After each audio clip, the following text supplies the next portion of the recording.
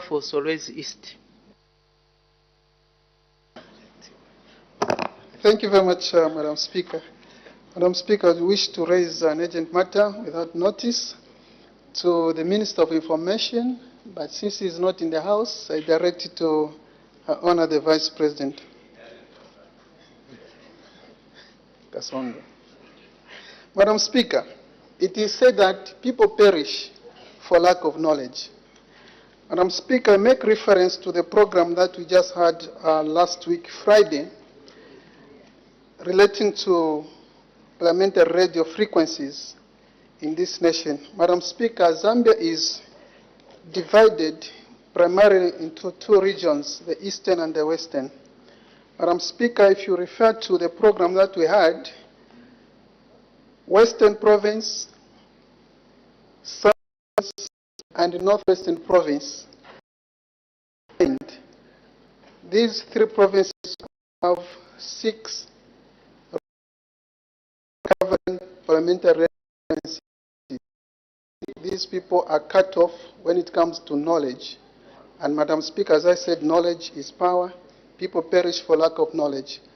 If you divide it on the line of rail, the Eastern Bloc, there are so many radio stations covering the parliamentary radio frequencies, meaning the Eastern Bloc is well enlightened. Madam Speaker, is this House in kind of bias when the President actually is talking about delivering development to all parts of the country equally? Madam Speaker, based on this fact, which is actually verifiable, and I'll lay it on the floor of the House, we really need people to have unbiased knowledge, information, so that they're able to see the deliberations of the House, be able to participate in what is happening in this House, Madam Speaker. Our people in the Western Bloc are in the dark. The President was saying was not covered. So I seek your serious indulgence, and Madam Speaker, I'm going to lay this on the floor of the House as evidence. The Honorable Member for Zambezi East, Solwezi East. Those documents you have, but they have not been verified. They have to be gone through the process of, so they cannot be laid because we are not that you are laying on the table. Then secondly, coming to your matter, urgent matter without notice, member for Solwezi East, the issue of speaking for my most division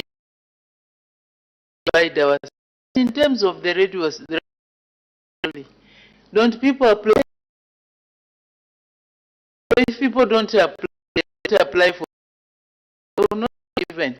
So, Honorable Solwezi East, I don't know how many radio stations you have in your constituents, but as an active member of Parliament, I will encourage you to urge the for license, radio station licenses. If they are denied, that is something else. But please, knowledge, as you have said, so that we have information readily available to the people that we represent. So, Honorable Member for Solwezi is not. Let's make progress. I have permitted the Honorable Minister of Health.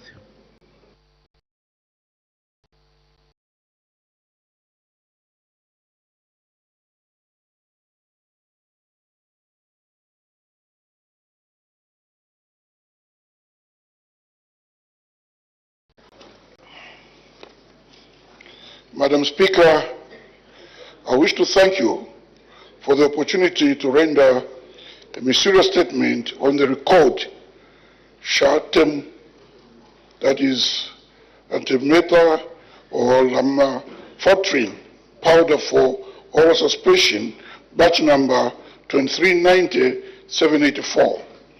This is the medicine used for the treatment of malaria in young children.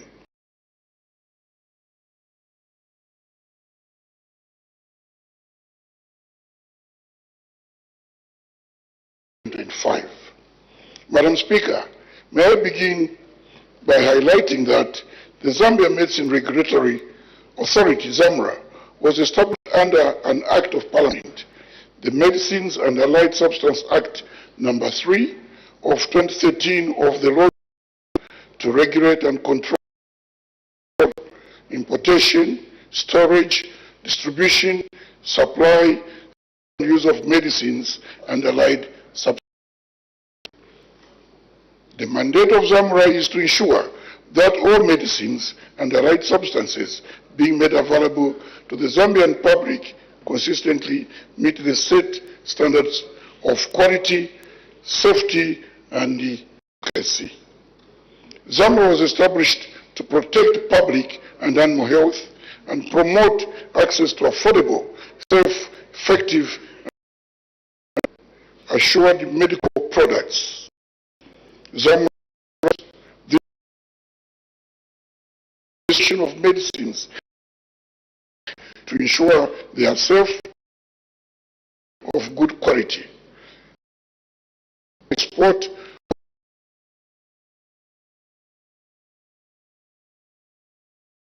including at 3, application of good distribution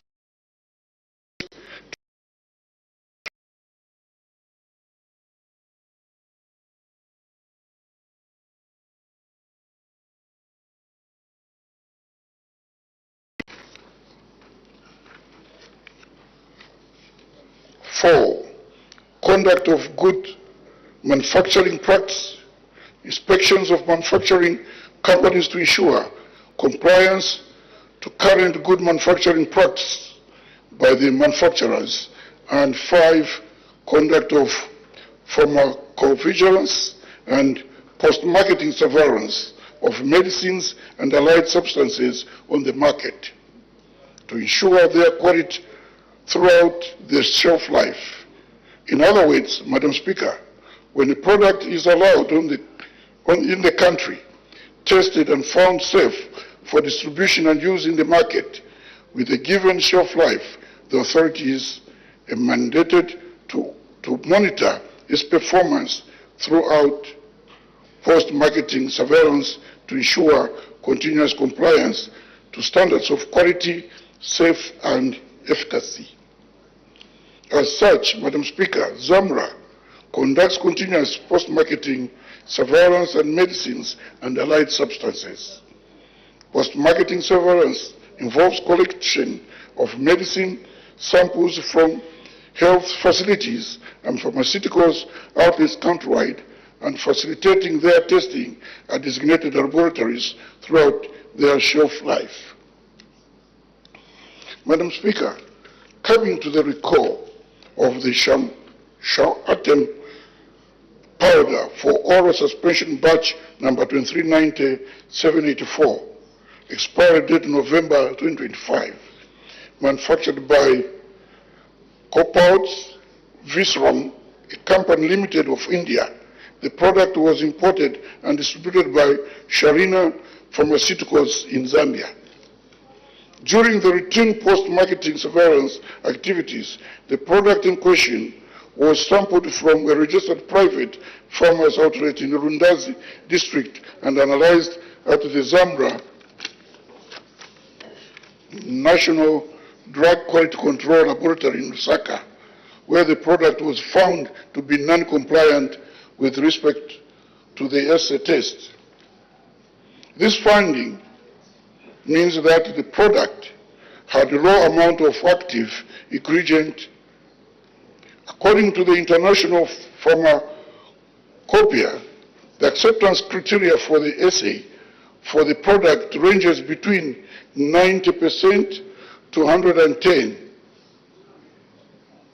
In this instance, the product assay was found at an average of 79.1 in respect of artimeta, which fell below the acceptance criteria, and therefore it should be withdrawn from the market. Madam Speaker, concerning the effect of the product on the children, the product in question was only non-compliant with the acid test.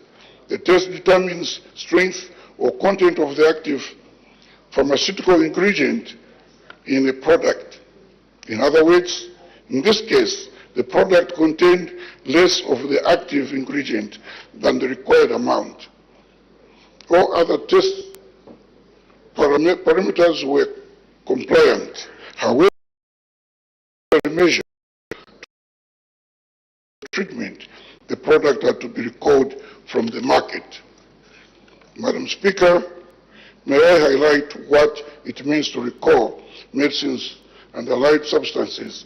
Section 46 of the Medicines and Allied Substance Act, number 3 of 2013 of the Laws of Zambia, empowers ZAMRA to recall or withdraw medicines and allied substances that do not meet the set of standards of quality, safety, efficacy, and performance, respectively. A recall means removal of specific batch or batches of medical product from the market for reasons relating to the deficiencies in the quality, safety, or efficacy, which may manifest as physical defects in the product or complaints of serious adverse reactions to the product. Some defects may include incorrect labeling, defective packaging material, color change, liquid leakage, and microbial growth, to mention but a few. Recall action is taken as a risk mitigation measure when medicines or allied substance supplied on the market is discovered to have quality defects, fails to work, or presents safety concerns. In this case, Madam Speaker, Shawatem, which is a powder for oral suspension batch number 239784, which failed the assay test, was deemed not to have met the set standard, thereby qualifying for recall in line with approved guidelines or recall of allied substances 2023. Recall of defective products to Zambia, rather, it is a standard global practice among national medicines regulatory agencies for protecting public health from substance and falsified medical products. Each year, thousands of medicines and allied substances are recalled globally at the point. Drug recall is one of the most effective ways to protect the public from a defective or potentially harmful product that has been distributed, and as such, ZAMRA will continue carrying out the mandate of the protecting public health from substandard and falsified medical products by taking regular actions whenever necessary. Madam Speaker, I wish to inform the House that so far we have not received cases through ZAMRA of treatment or adverse drug reactions following the use of Shawatem powder for oral suspension batch 239784. I thank you, Madam Speaker. Thank you very much, Honorable Minister. Honorable members are now free to ask questions on points of clarification on the ministerial statement presented by the Honorable Minister of Health. The Honorable Member for Chipiri. Thank you, Madam Speaker. Honorable Minister, the medicine that you are recalling was paid for by the government. Now, can you explain your intention, how you are going to recover the money that has been paid on this drug that you are recalling? Thank you, Madam Speaker. The Honorable Minister of Health. Thank you, Madam Speaker. It is not about recovery of the money. It's about protecting the health of the people.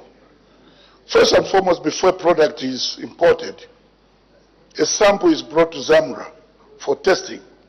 When they found that it complies, then a license is given for massive production. And when that massive production comes for even private pharmacies, the product is left on the shelves into the public. But maybe due to conditions of storage and what have you, ZAMRA follows these products. You find out some products fall short of the requirement. And as such, it is now the responsibility of the manufacturer and the consumer, ours, to make sure that the consumer takes the right quality. When there's a defect, there's a problem, a person can sue the company for recovery of their money spent. I thank you, Madam Speaker. Thank you. The Honorable Member from Mbabala. Thank you so much, Madam Speaker, and thank you so much, Honorable Minister Gutman. I'm happy that our systems are strong, are able to continue to detect such drugs that fail to make the grade. Therefore, Honorable Minister, what alternative drugs are we recommending to our population so much that they can be able to utilize those and not this drug which has been recalled, considering that you have done an excellent job to recall this drug which has got the less efficacy. Thank you so much. The Honorable Minister of Health. Thank you, Honorable Member of Parliament for Mbabala. Madam Speaker, this drug, when the sample was brought, it passed the test. It was after it was distributed to a private sector pharmacy. That's where they found that part of it fell short of the required standard and quality. When the alternative that cannot be provided now, but we are talking about the quality of that drug. Of course, there are different options that are available, but at the moment we concentrate ourselves to this particular drug, which had passed the test at sample, but then failed when it's distributed, when random sampling was done. And also I should acknowledge that for this to have been picked up by ZAMRA, it means that ZAMRA is very effective, because if they didn't pick it up, then which means they are not, checking what is available to the public. Madam Speaker, I thank you. Thank you. The Honorable Member from Mwense. Thank you, Madam Speaker. Minister, in your statement you have, and some of the answers you have given, you have alluded to the fact that at the time when the drug came into the country, it was okay, but then along the way, probably it got contaminated or whatever. Are there any scientific tests that have been made on that particular drug to ascertain what could have gone wrong? Thank you, Madam Speaker. The Honorable Minister of Health. Thank you, Madam Speaker. And thank you, Honorable Member of Parliament for Mwense. You know, when you are importing these drugs, conditions in transportation and storage can change in terms of heat and what can affect the quality of the drug. That's why now ZAMRA has got time to regularly continue checking at random to see whether the quality is maintained. And that maybe not everything could be compromised. Maybe only some of this happened. ZAMRA for being proactive. And this is being carried out, you can imagine it is in Rundazi that way. They're doing a good job, but because of one, everything had to be recalled. I thank you, Madam Speaker. Thank you. Well, this is the shortest ministerial questions that I've seen. So we make progress. I've also permitted the Honorable Minister of Finance and National Planning to present a ministerial statement. The Honorable Minister of Finance and National Planning.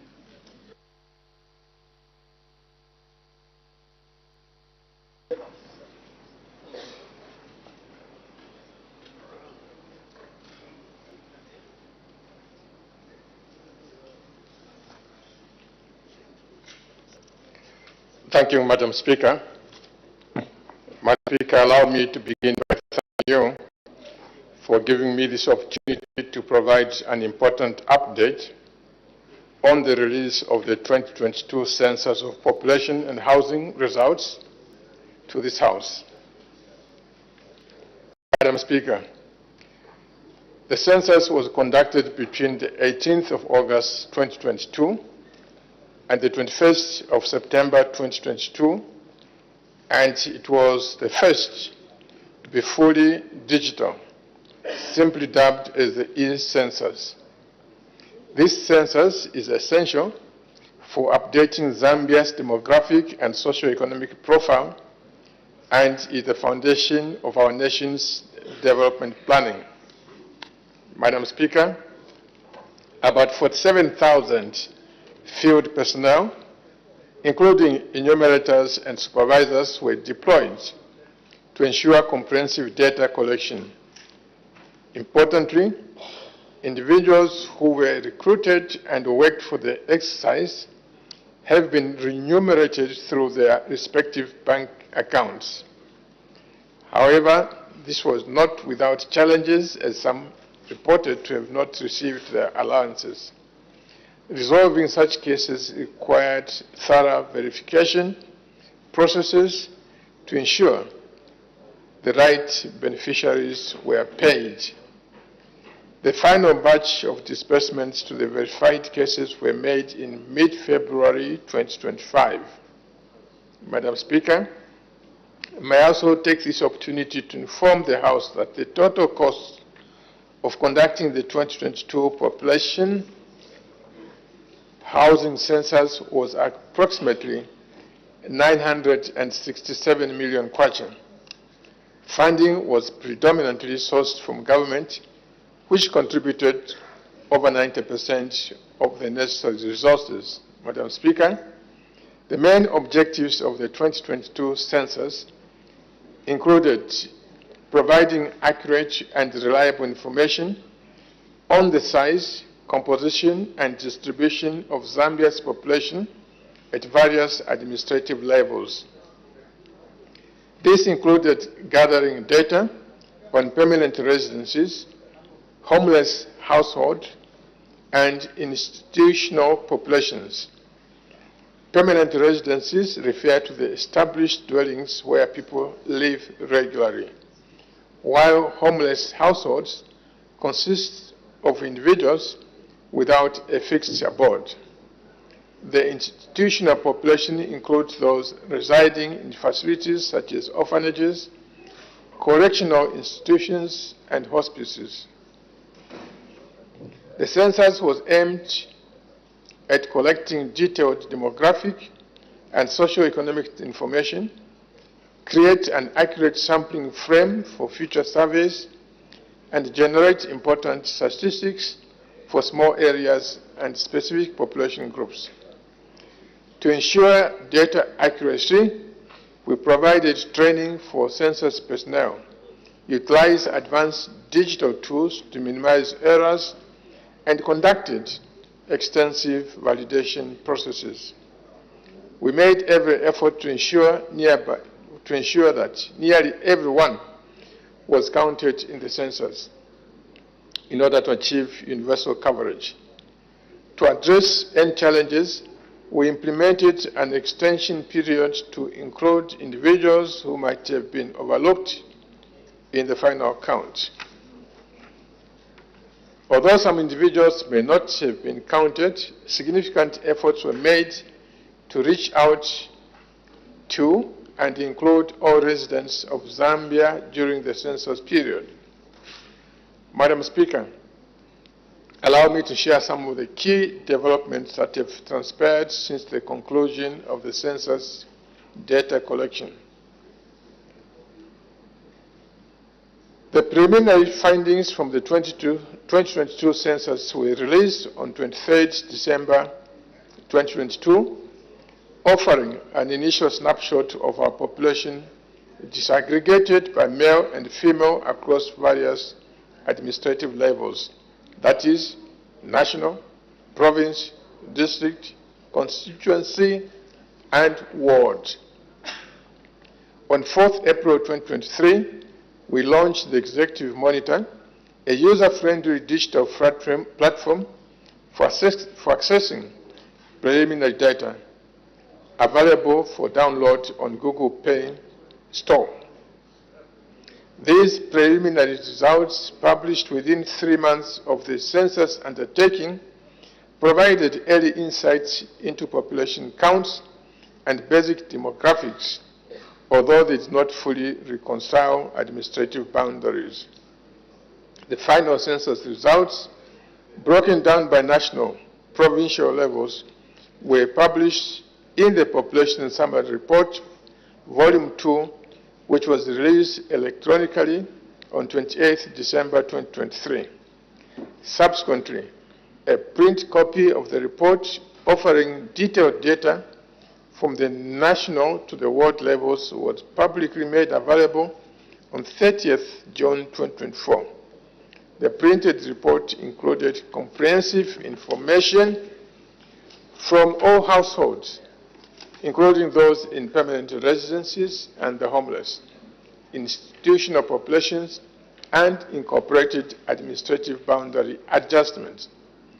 Additionally, a revised report to include information on special age categories, such as those relevant to civic and electoral participation, was released on the 25th of February 2025.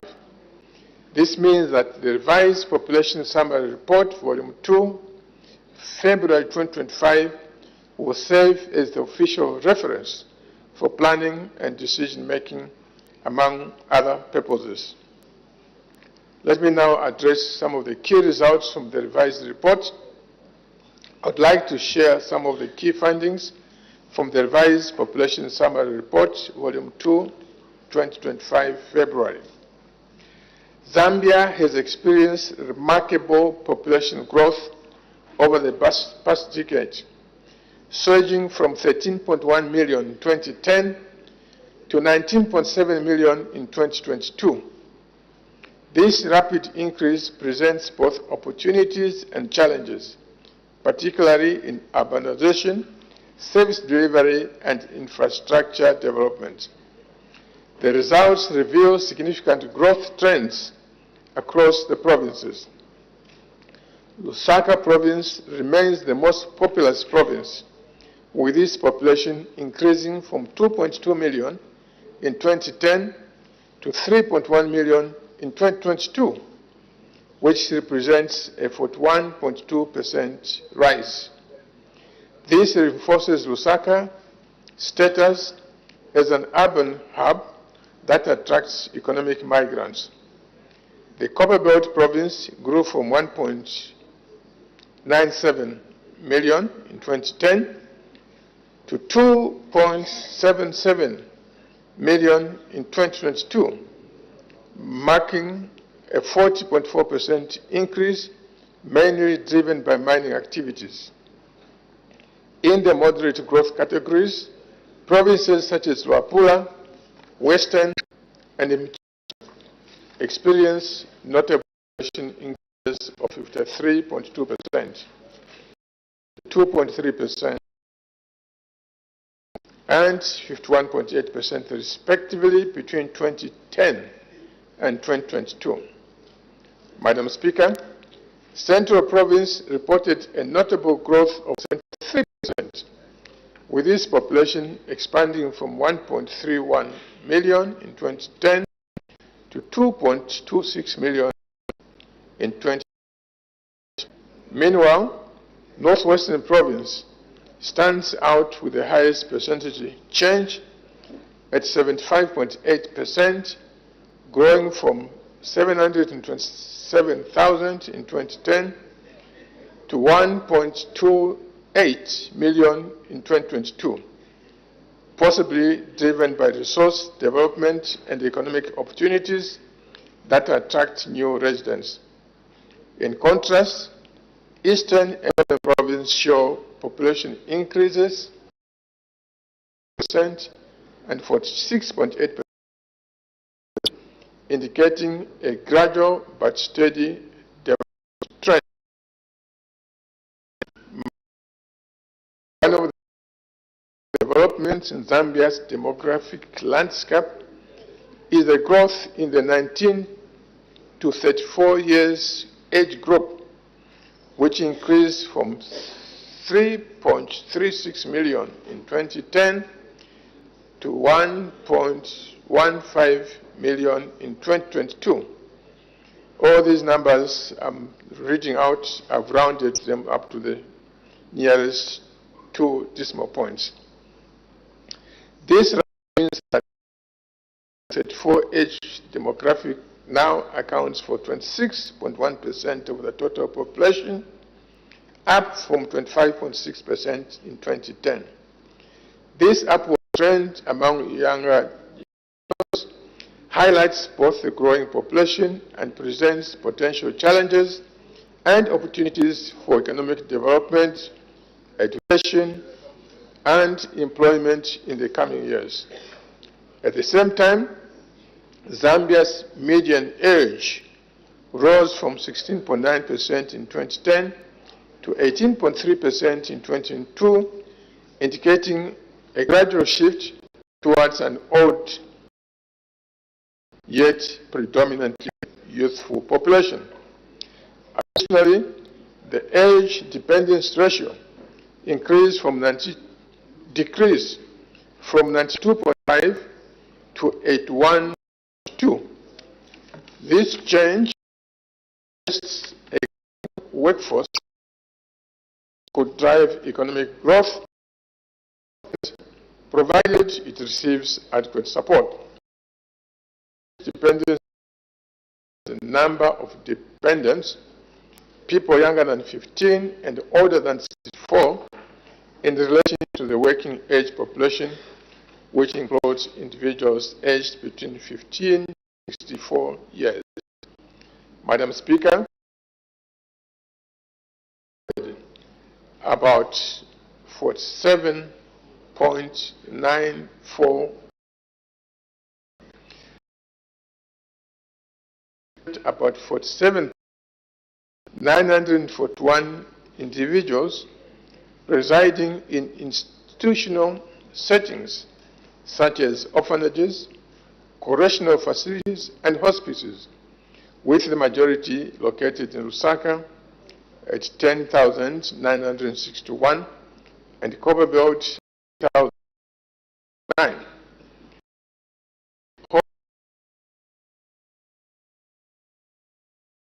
908 reported in Lusaka and 1,004.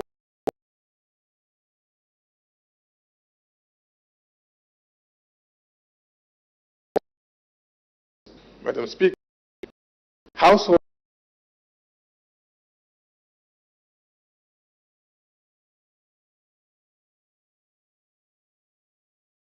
2022. The average household size has declined from 5.2 persons per household in 2010 to 4.8 persons in 2022. The average household size in urban areas decreased to 5.1 persons in 2022.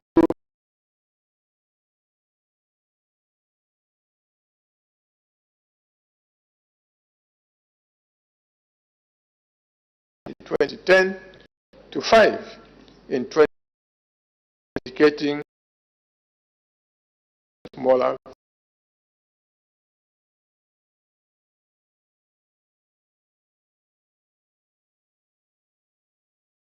units.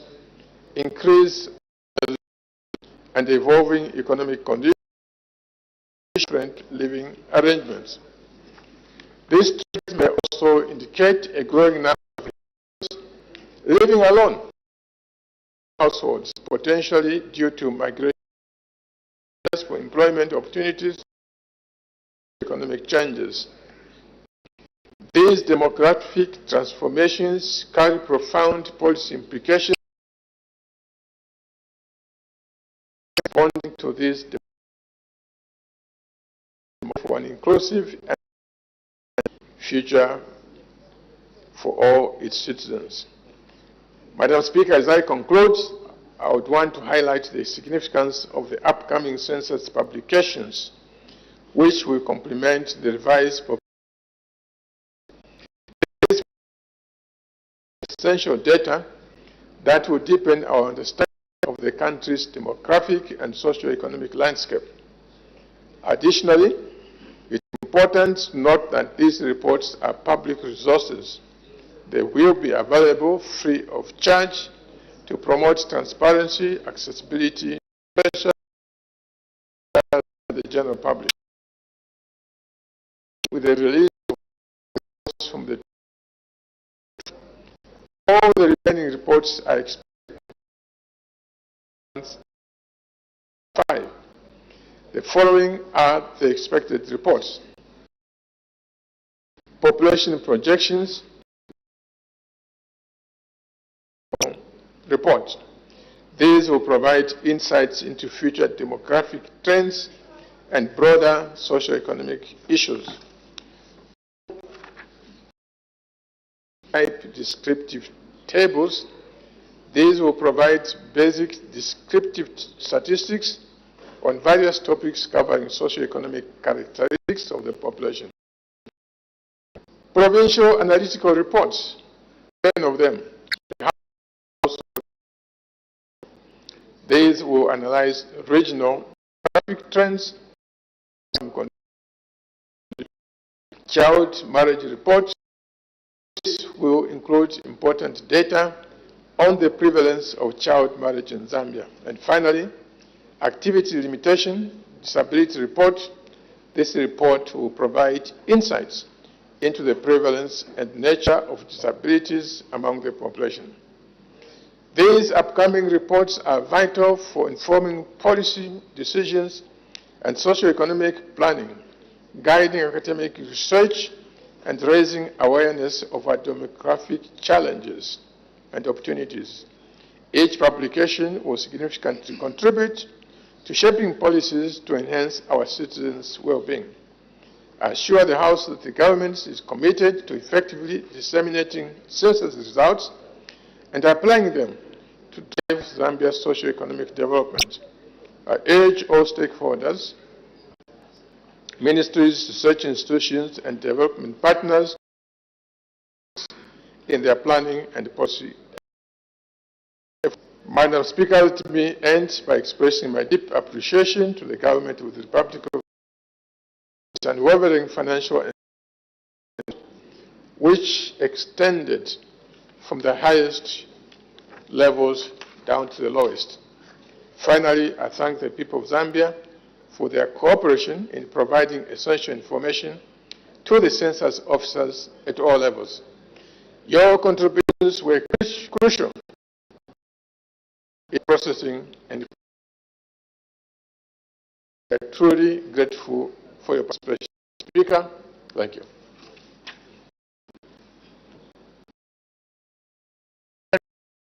As we ask questions, let me just give guidance. We should be guided by Standing Order 71, 1A and B of the Standing Orders, so that we stick to asking points of clarification on the statement that has been delivered. If any honorable members has information or issues that they want to raise, they should only do so if these statements are verifiable and they are now points of clarification on the ministerial statement presented by the Honorable Minister of Finance and National Planning, the Honorable Member for Kantanshi. Thank you very much, Madam Speaker, and thank you for your guidance. Honorable Minister of Finance, thank you for your detailed report. I would like to just refer you to yesterday's headline, Madam Speaker, from the Daily Nation, and states threatened disobedience, absence of a detailed report of the census findings. A statement that has been attributed to a senior government official having declared the report null and void. Now that you have issued this statement, what is your message to the opposition so that we have a country that will move on?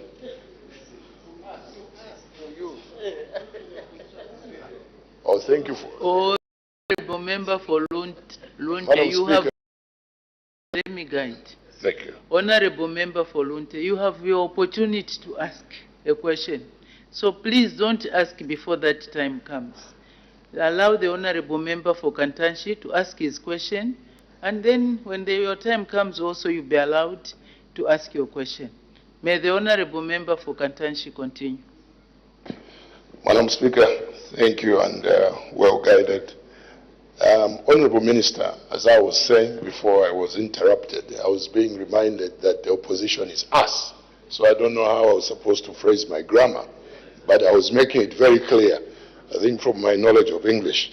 What is the message to the opposition? Thank you very much. The Honorable Minister of Finance and National Planning. Thank you very much, Honorable, and thank you, Madam Speaker. My message is very simple and straightforward to the opposition, and the message is relax. Relax, because it's credible and of high quality. So relax, get some time. The documents can be obtained either in hard copies or soft copies. Spend time to study the data. Relax. Thank you, Madam Speaker. Bonkana. Honorable Minister, when this report you have given to this House was launched or officially gathering, and upon the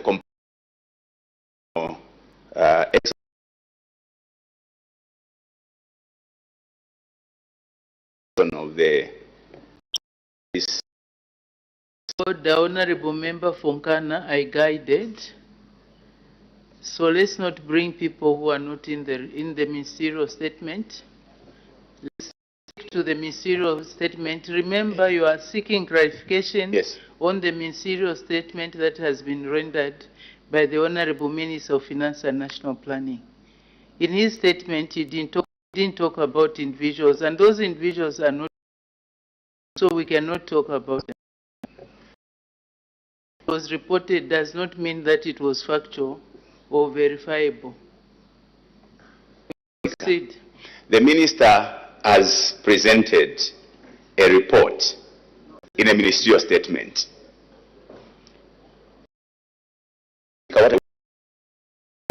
Is this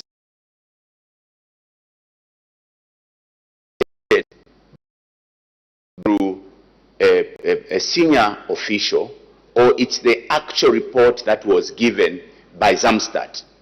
If this was the actual report given by Zamstad, Minister, what is your word to that Civil Service Commission chairperson? I thank you, Madam Speaker.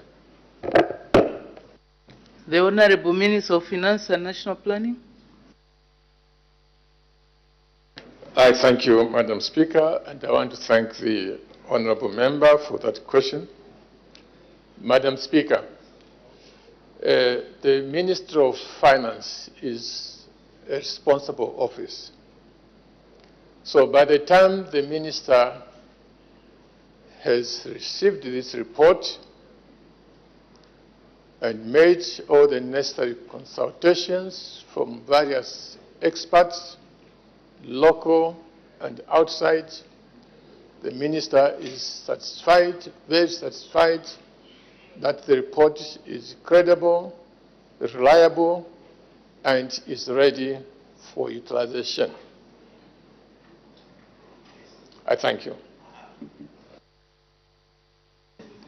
Thank you. The Honorable Member for Mwense. Thank you, Madam Speaker. Minister, in your statement in terms of population increases, you did allude to 4 provinces or so where you had indicated the actual growth from 2010 to 2022. But the other provinces, you only provided percentages. So if you have that information, Minister, would you be able to help us also in the other provinces which you did not mention?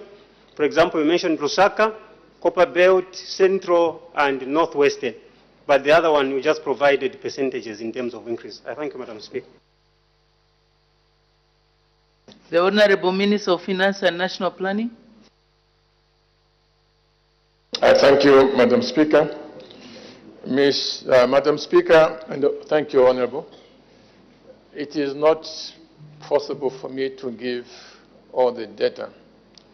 But I want to assure you that the report is ready, both as hard copies and soft copies.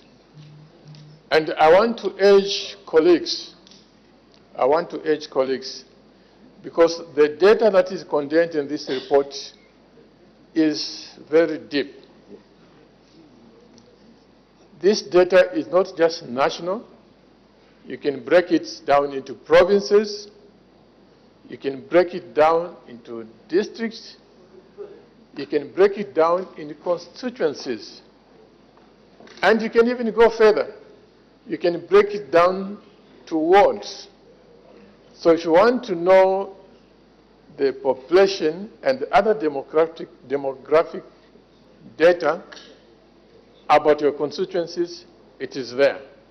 You want to know the demographics about your wards, what's the population in this ward, broken down by male, female, broken down by age, from this age to that age.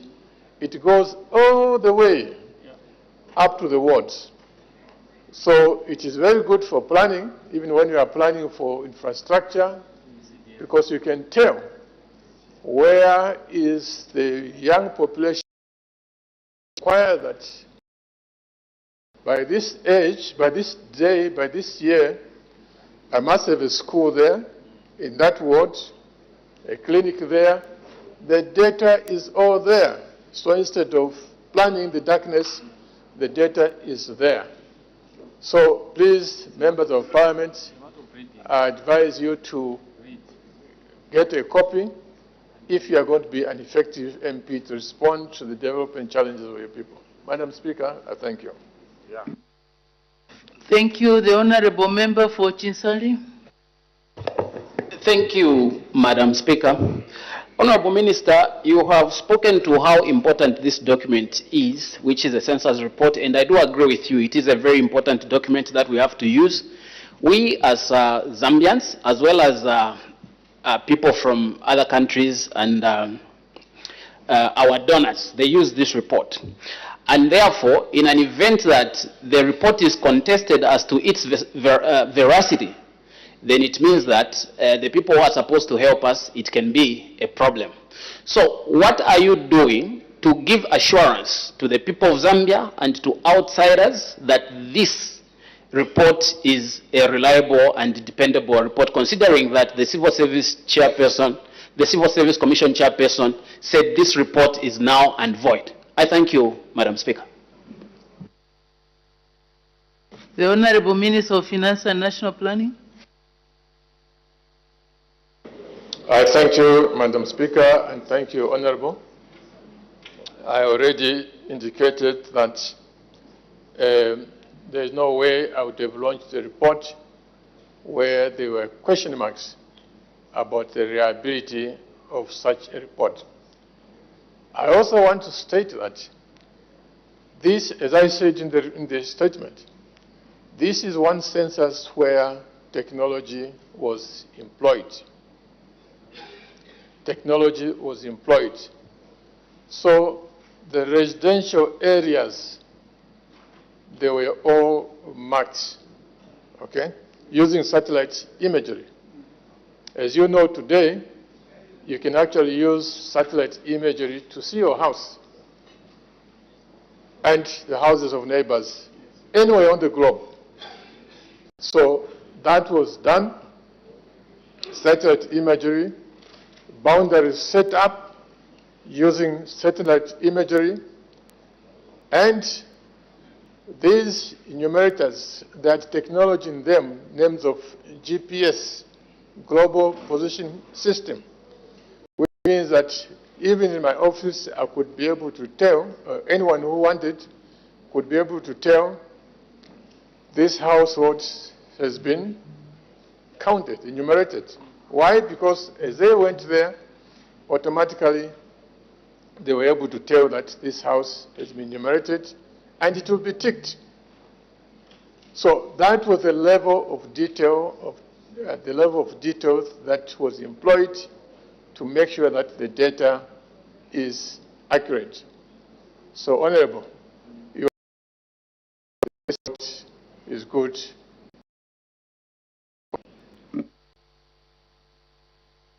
Thank you. The Honorable Member for Lunte. Thank you so much, Madam Speaker. Honorable Minister, I would like to sincerely thank you for first tendering this ministerial statement and secondly for assuring credibility of the data.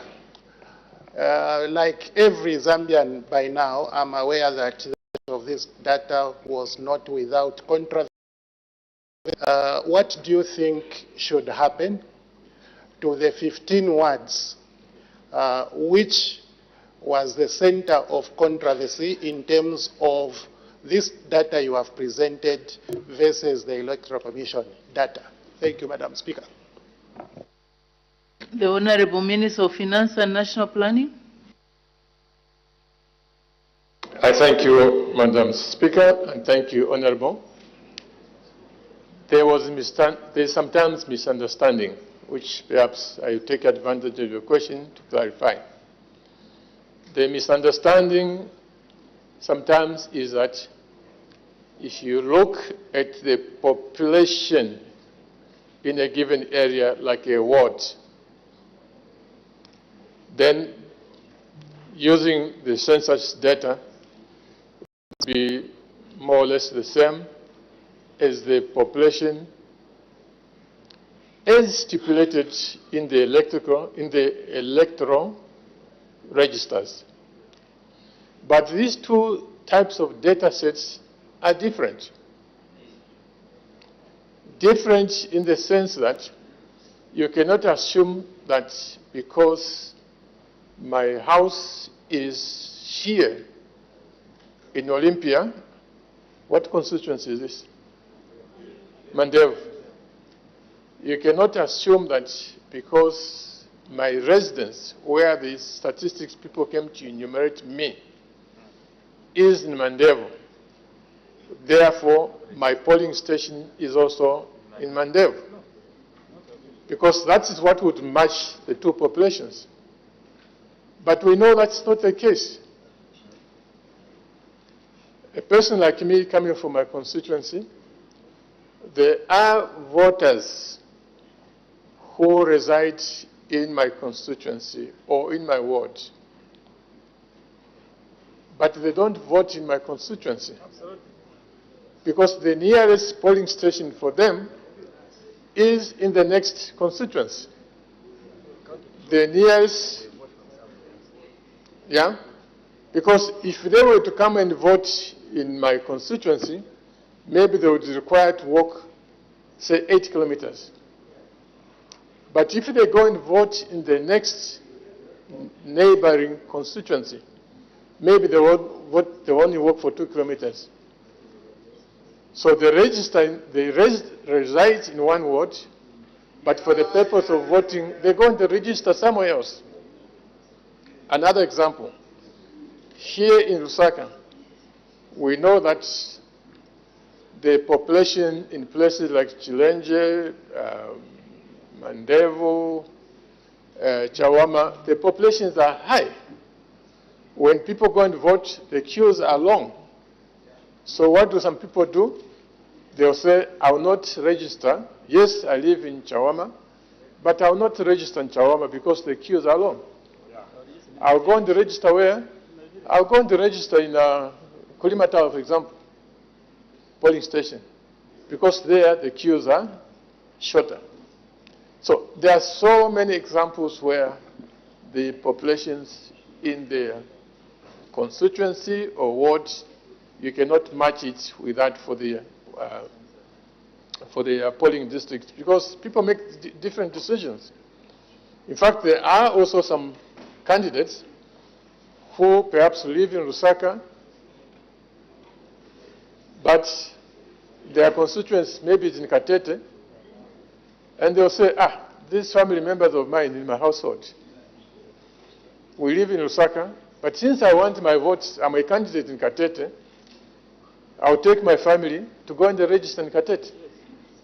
So again, that will show you that the residential population cannot match entirely.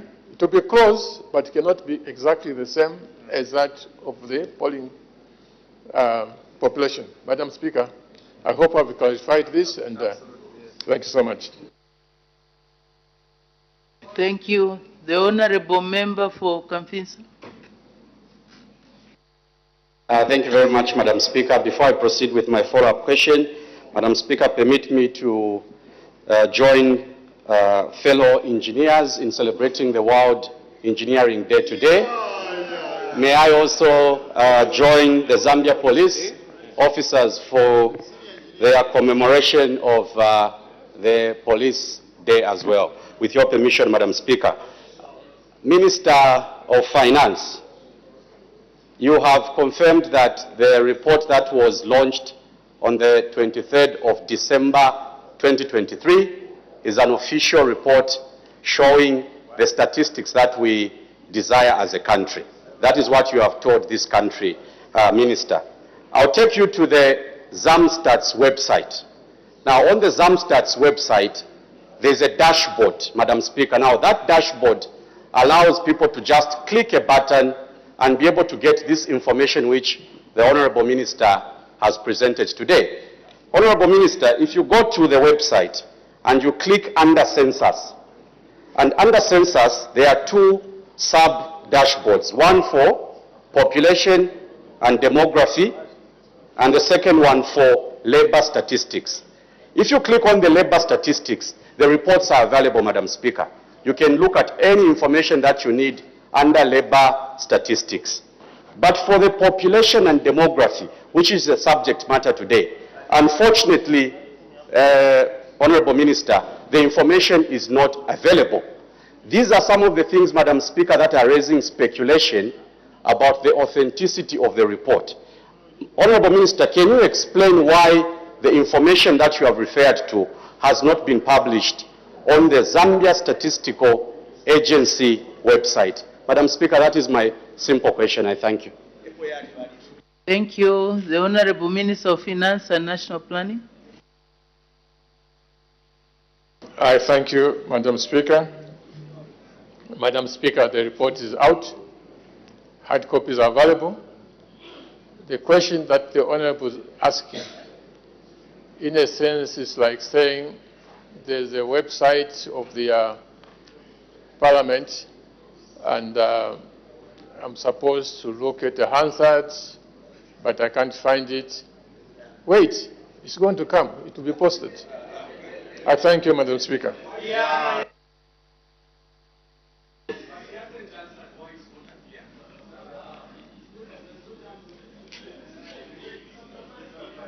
Order, honorable members. Order, order.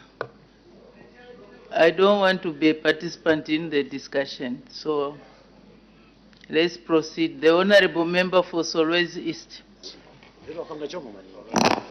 Thank you very much, Madam Speaker. Minister, thank you so much for your statement. And I want you to take note of what I'm presenting concerning the importance of the statistics that you have just alluded to in relation to national development and also for our planning. I want to take note of my constituency.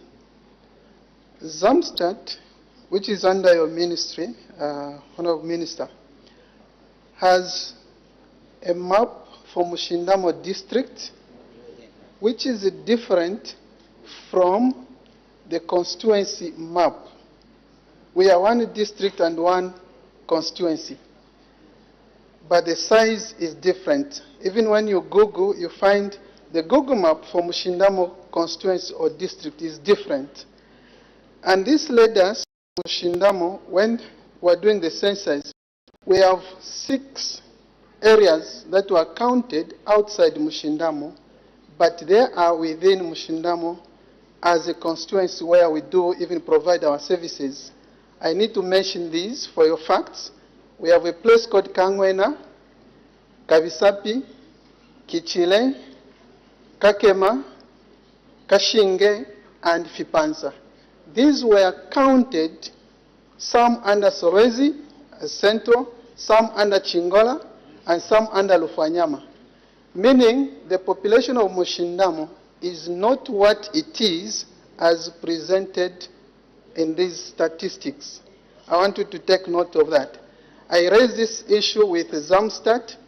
I raised this issue with the Electoral Commission of Zambia, and they verified on the maps, and they said we can only adjust and aggregate the population for Mushindamo when these points that I've mentioned are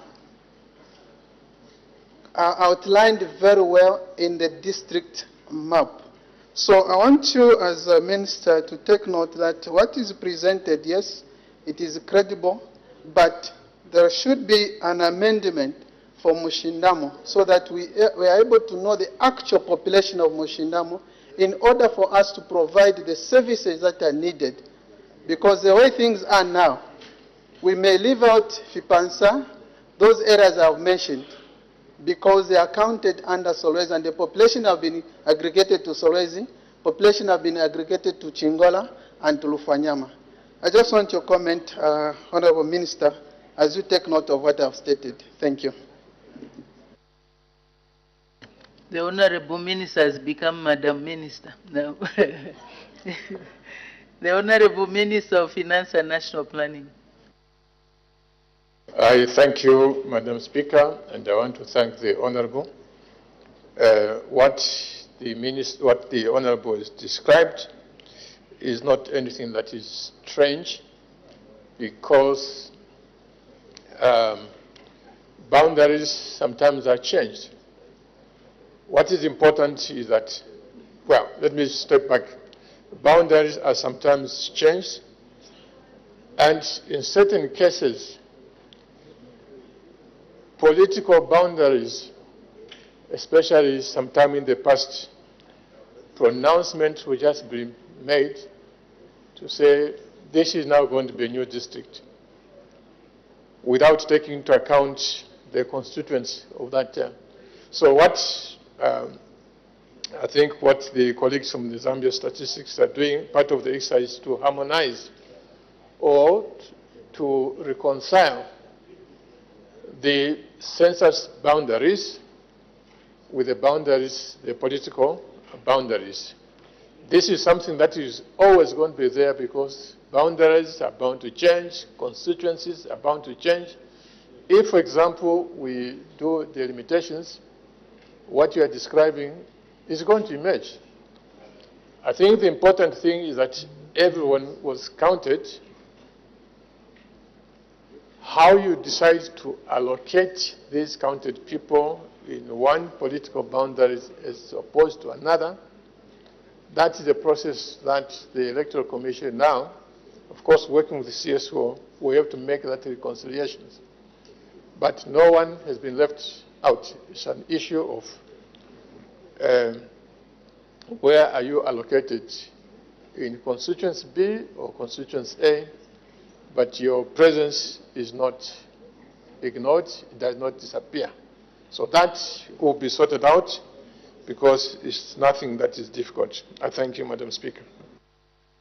Thank you. The Honorable Member for Mbavala. Thank you so much, Madam Speaker. Thank you, Honorable Minister, for this census report. I'm glad to see that this report has got very extensive data in provincial and even the disability and mobility limitation. Would request that maybe, Madam Speaker, in future we get an opportunity for some states to meet us members of Parliament to dissect this report. Coming to my actual question, the census report, on Minister, is there to help us direct our population policy. Therefore, what do we get from government as to how Zambia is going to benefit from the demographic dividend that has come out of this census report? Thank you so much. The Honorable Minister of Finance and National Planning. I believe that was a mere comment, if understood properly. But let me enhance on that by saying that the data is there. Some of these reports that I've read out here, I can say they are mere standard reports or what the Zamstats have chosen to report. For example, population by provinces, population by wards. But the data set is there. There's nothing to stop you to interrogate this data set in any manner that you may choose. For example, either working with them, if they, I'm sure they allow us to access their websites. You can ask yourself the question, in my constituents, for example, how many females do I have who are disabled? Okay? You will probably not get a report that detailed from the Zamstat, but because the data is there, it's in the system, you can actually generate that kind of report for yourself depending on the purposes that you ask for. Example I've given, how many females do I have who are disabled in Ward A in my constituents, or Ward B, or indeed the entire ward? So that's why I'm saying that let's take interest in this data. The other thing that I want to comment on is, colleagues, in 2010, the population of this country was something like 13 million, 2010. Now the population is about 20 million. Can you imagine this explosion in the number of people in this country? From 13 million to 20 million.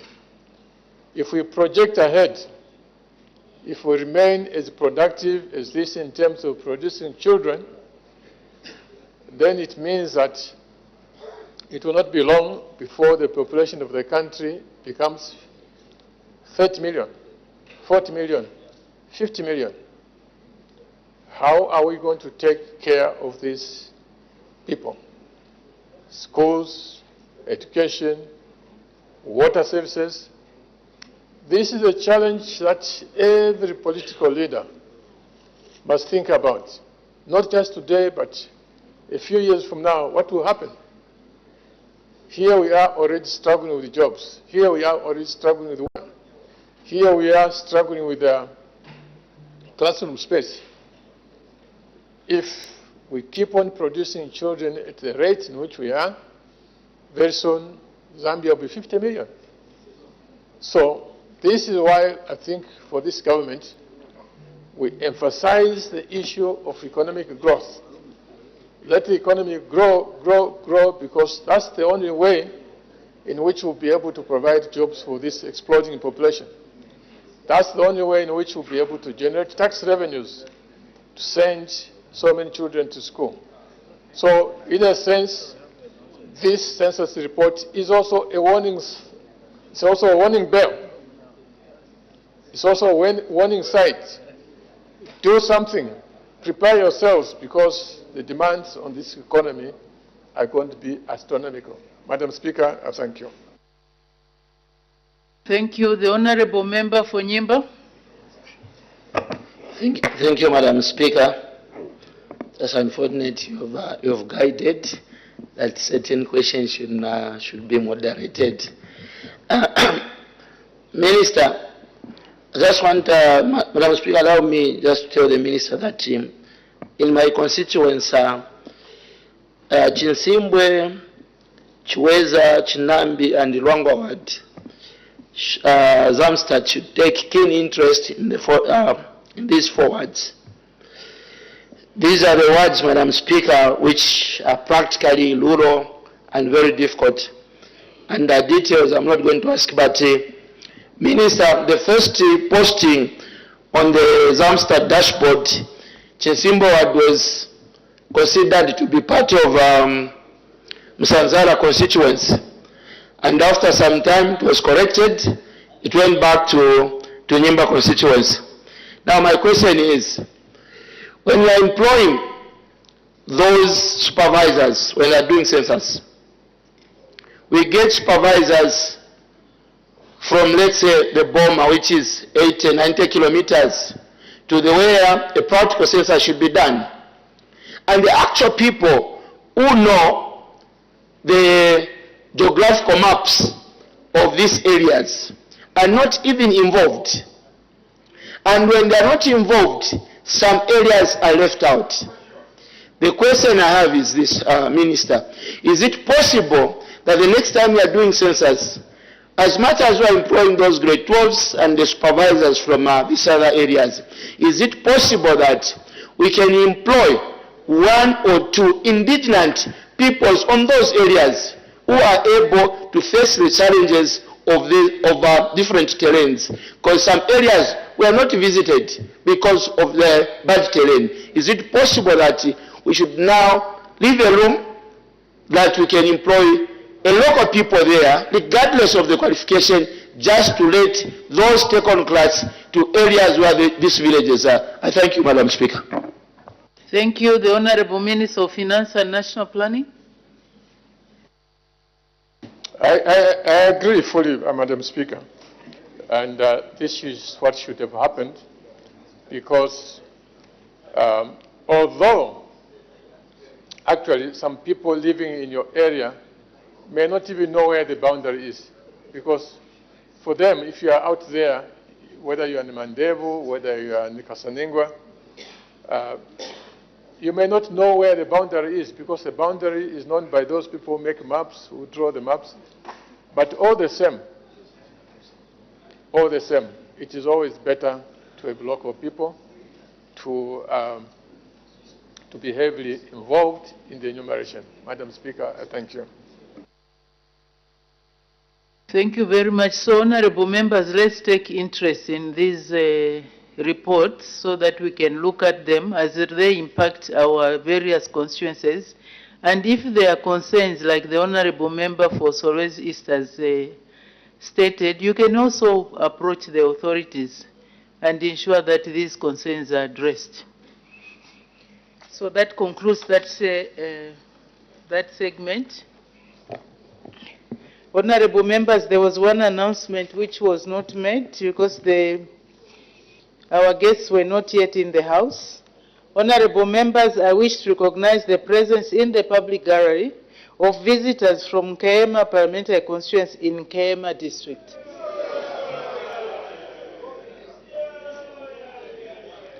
On behalf of the National Assembly of Zambia, I warmly welcome our visitors in our midst. You may take your seat. Thank you very much.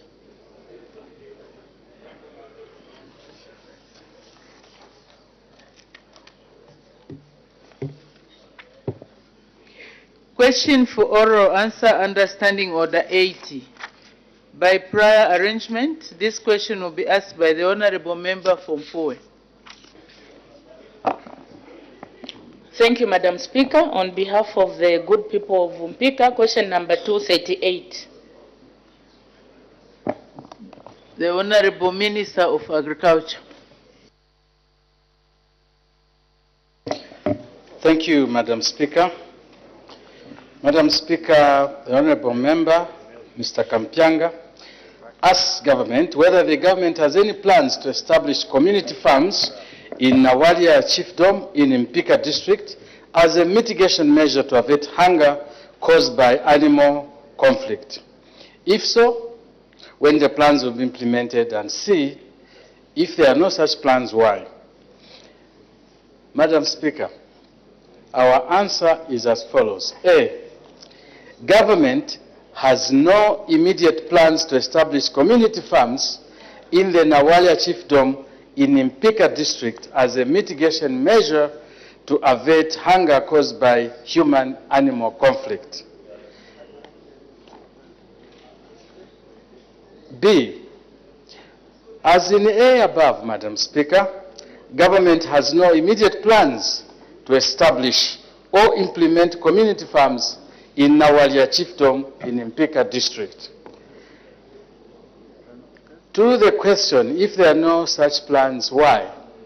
Our answer, Madam Speaker, is Nawalia Chiefdom lies in the Mnyamazi game management area, which is in between North and South Luangwa,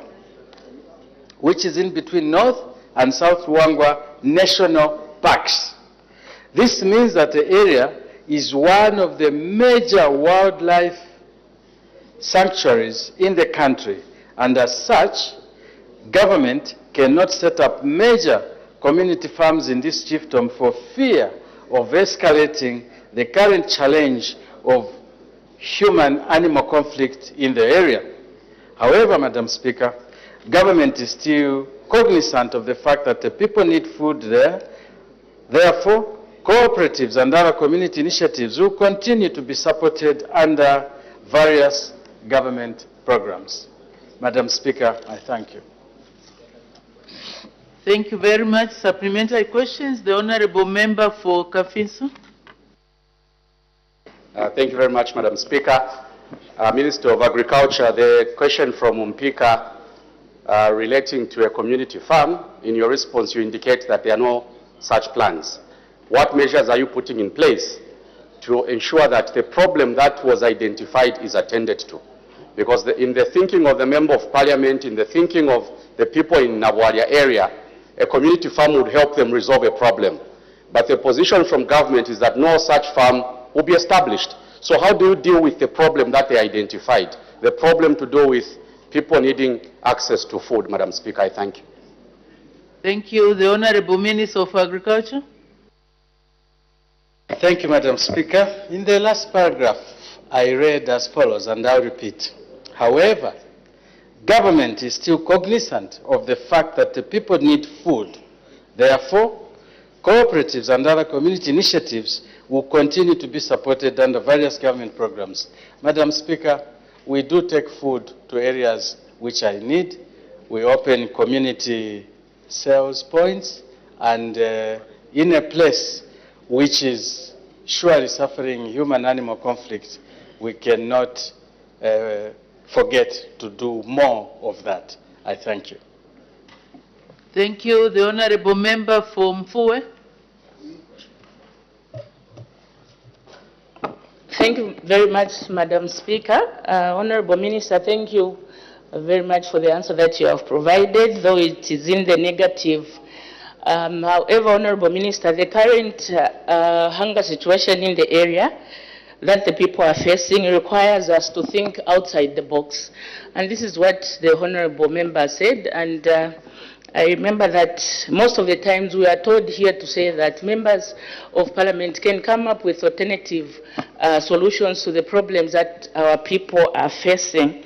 I wanted to find out, Honorable Minister, what are those other programs that you are thinking that the people of Nabwalia and other communities that are faced with this issue of human-animal conflict is government going to provide, or is government providing? Thank you so much, Madam Speaker. The Honorable Minister of Agriculture. Thank you, Madam Speaker. Madam Speaker, you will recall that a number of times the Honourable Member, Honourable Kampianga, has come to the House to complain that there is very severe human-animal conflict. Therefore, the answer to say we cannot put up a farm there is to avoid that. And I'm happy that you have noted that you accept the answer, even if it is in the negative. In terms of food requirements, there are shops. These are areas which we are better taking mid-meal and other measures where we can only enhance what is going on already in terms of how people sustain themselves in terms of food security.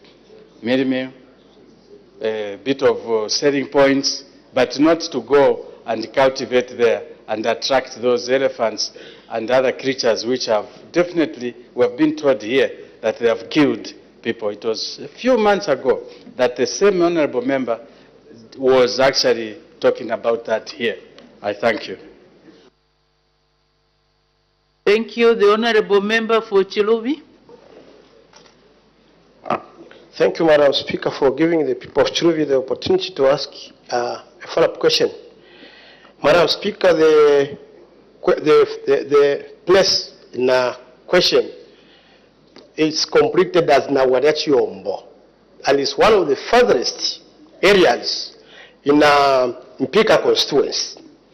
The minister has taken away the measures from the domain of helping the people, especially with community farms. Madam Speaker, that settlement has existed for many, many years. And given what the minister has provided so far, which from where I stand is not a panacea to the problem that the Member of Parliament was trying to address, because the Member of Parliament wanted community farms to avert hunger.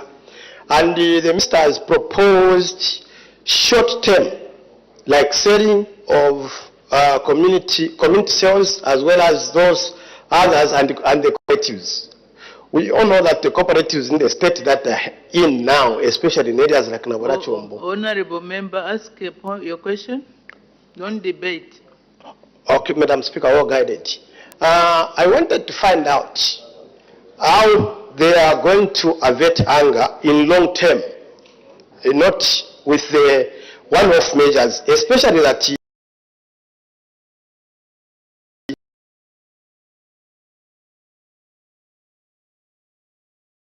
so what is the role in that area?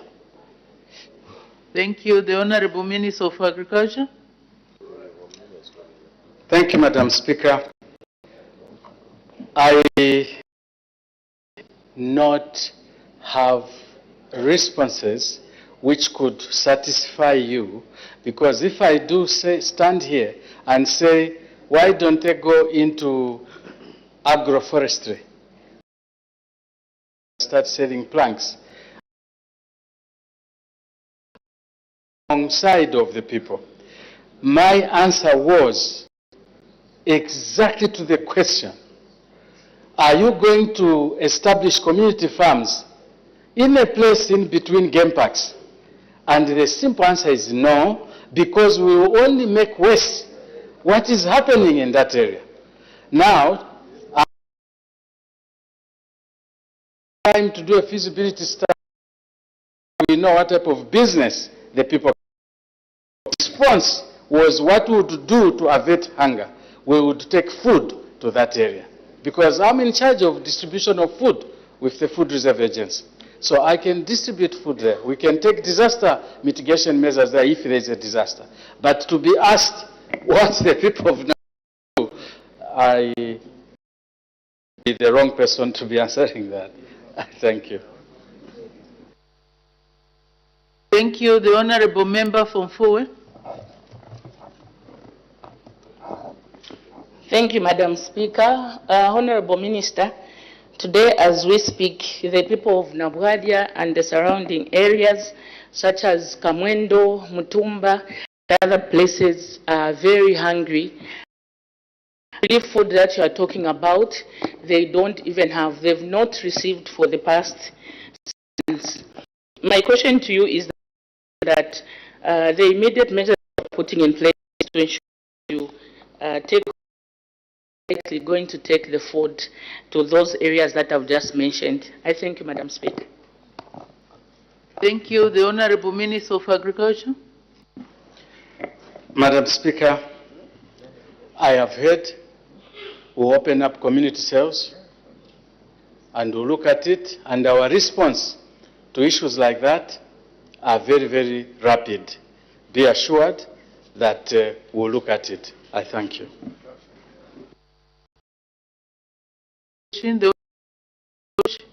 South. Most grateful, Madam Speaker. Honorable Minister, why are you smiling?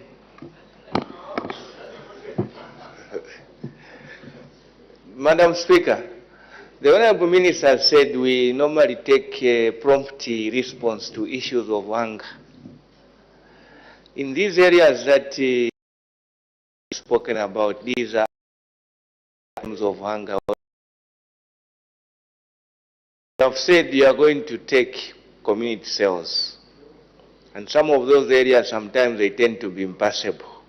What means of transport are you going to use in order to ensure that you quickly deliver the maize for sale in those areas that the Honourable Member have spoken about? Thank you, Madam Speaker. The Honourable Minister of Agriculture. Thank you, Madam Speaker.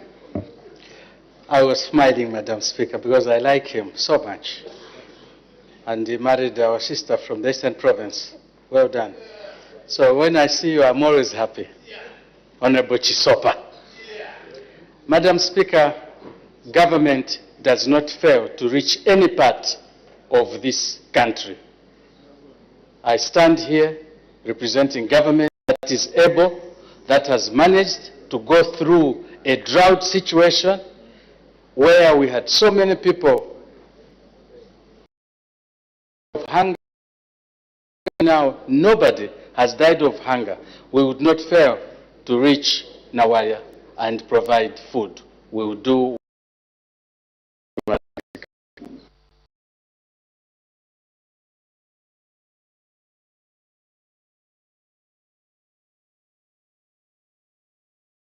People are dying. Ask a question, hunger, wait for whatever. We engage. Go to the owner. Please be duly represented by yourselves because you would have.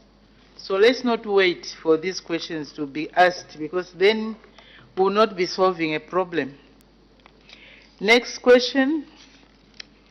By prior, but I see that the Honourable Member for Kalabo has joined us virtually. So maybe we'll give him an opportunity. Next question, the Honourable Member for Kalabo Central.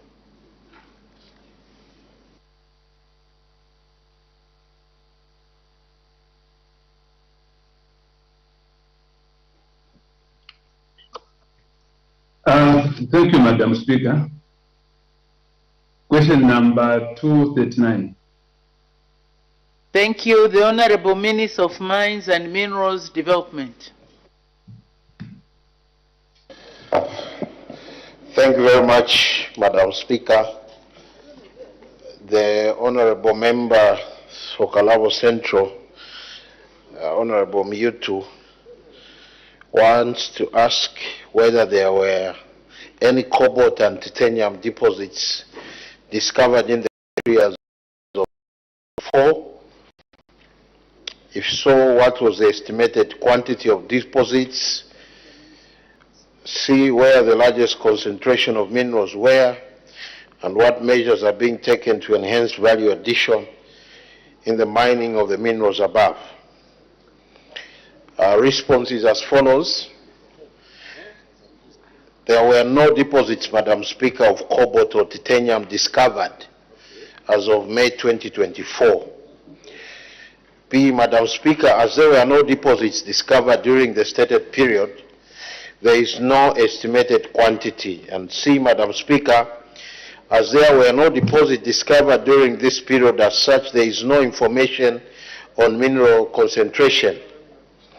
D, Madam Speaker, as there were no deposits discovered during the stated period, no applicable measures were taken to enhance value addition. I submit. Thank you very much. Supplementary questions, the Honorable Member for Kalabo Central.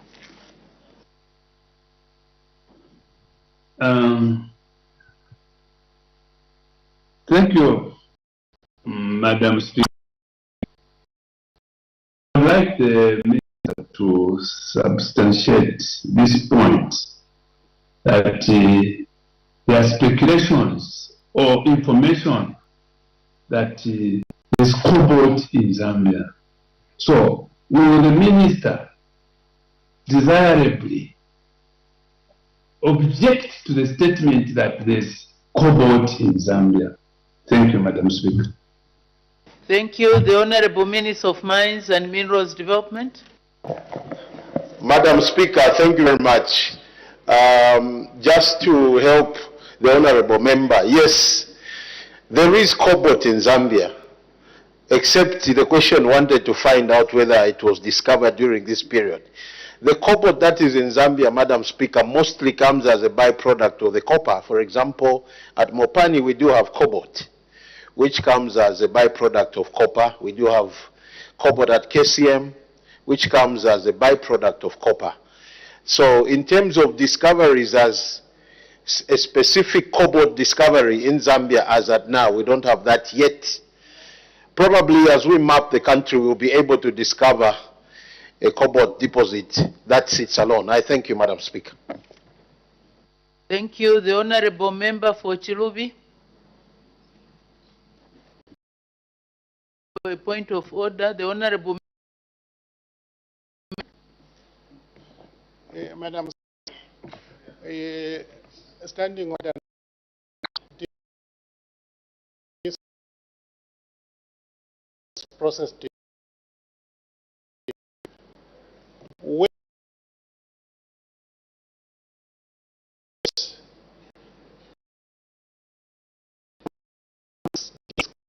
in the country as of May 2024.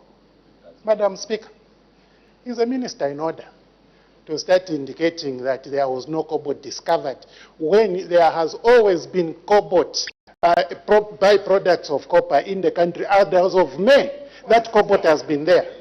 Is he in order to be misleading us? Is that a point of order or a question? Maybe we take it as a question. The Honorable Minister of Mines and Minerals Development. Madam Speaker, thank you very much. I think that sometimes when you want to raise issues, you need to understand what a deposit means and probably what a byproduct is. There is no cobalt deposit discovered in Zambia today. That's a fact. The only cobalt we get is a consequence of the processing of copper, which comes as a byproduct. Thank you very much, Madam Speaker. Order. Today, I believe, is day for engineers. So if you want to know more about them, about the minerals, maybe you venture into some engineering lessons. The Honorable Member for Chilubi was asking a question. The Honorable Member for Chilubi. Thank you, Madam Speaker. Madam Speaker, the people of Chilubi are also lost. The question is open-ended as in the starting period, but it's closed-ended as in the stopping period. The open the question is starting from even the way, from the time Zambia was established. And it's only saying as of May 2024. Having said that, Madam Speaker, I want to find out from the Minister, discovery of Cobalt, because we have been hearing about Cobalt even when we were young. I'm a miner's son. And the discovery of Cobalt, and the way he has explained that it's a twin mineral to copper, and we have always known that where there is copper, there is cobalt. Well, I'm saying we have always known.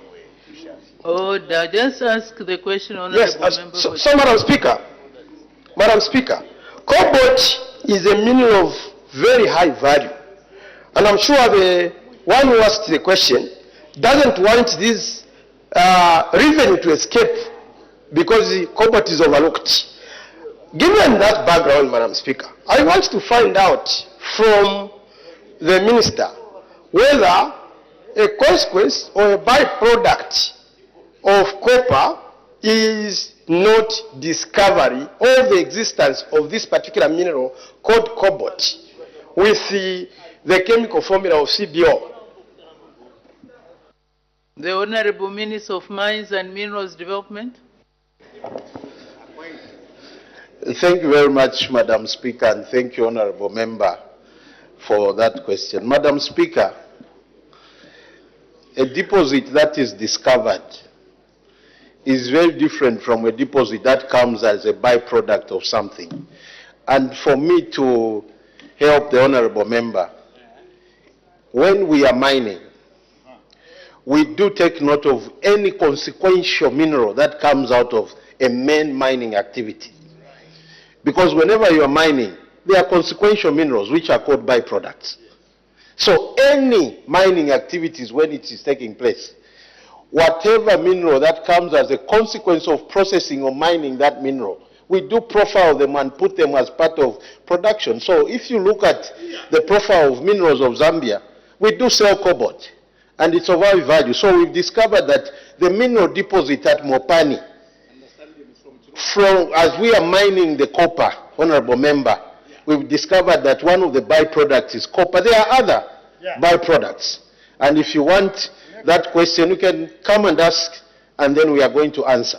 So, cobalt, yes, is a byproduct when Mopani is processing their copper. I thank you, Madam Speaker.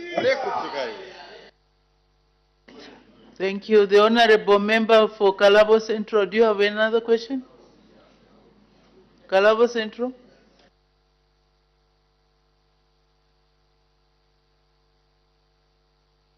Can you unmute yourself? Unmute yourself.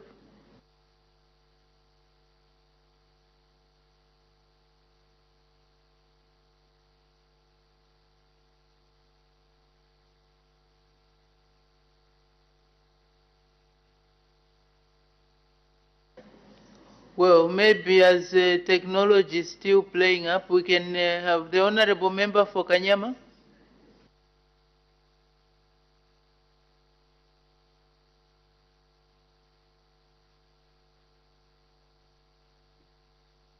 Hello? Okay, the Honorable Member for Kalabo Central. Yes, please proceed. Sorry, Honorable Thank you, Member. Madam Speaker. Madam Speaker, I would like the Minister to put me in a very clear position. And I don't want to get worried, like the Honorable Member for Chirobi has stated. What prompted this question, Madam Speaker, is looking at the levels of poverty in this country. While left we have minerals. Madam Speaker, I would want the Minister really to put me in a clear position. A byproduct in the copper processing, there is a use of hydraulic sulfuric acid. And in the usage of sulfuric acid, it produces the byproducts, which are sulfur dioxide and slag. Madam Speaker, is it correct for the Honorable Minister to state that cobalt is a byproduct? Because a byproduct is a product which was non-existent before a chemical reaction. Now, cobalt is part of the ore in in the process of mining copper, how can the minister surely state that cobalt is a byproduct when it was there before copper was mined? Thank you, Madam Speaker. The Honorable Minister of Mines and Minerals Development. Madam Speaker, thank you very much, and thank you, Honorable Member. I'm really trying to be as civil as I can be to make sure that I don't stray away. Madam Speaker, cobalt in Zambia right now, the cobalt that we have, and we sell, Madam Speaker, it's part of, it brings value to the nation, by the way. And if you go to the profile of minerals that we sell, cobalt is there. It's not that probably the English of saying it's a byproduct, people think we take it as nothing, as something that is just a by the way. When people are mining, whatever mineral you are processing, government takes note. And when you are selling it, government takes note and gets value out of it. In fact, our cobalt, Madam Speaker, has a very huge advantage because for example, the Mopani, the cobalt that comes out of Mopani, is basically being processed for free because the copper processing takes the cost. Meaning we get a lot of value out of it because it is running parallel as we are doing the copper, then the cobalt is also being, gotten as a byproduct. So really, our cobalt, in fact, is of high value. It gets a lot of money and profit because of it comes as a consequence of processing the copper that we process at various mines. I thank you, Madam Speaker. Thank you. The Honorable Member for Kanyama. Thank you so much, Madam Speaker. I just want to ride on the explanation that the minister has, given us. This is the byproduct of which once copper is being processed, it comes out. And so are we saying this product, there's value addition to it? I submit my speech. Thank you. The Honorable Minister of Mines and Minerals Development. Thank you very much, Honorable Member. I think that if you want to take it literally, it gives the copper more value. Because then I want to take it literally, but really that's not what it means. Because when you are mining and you discover that as you are processing your own mineral like copper, you get also cobalt, because you have to discover that as you are mining.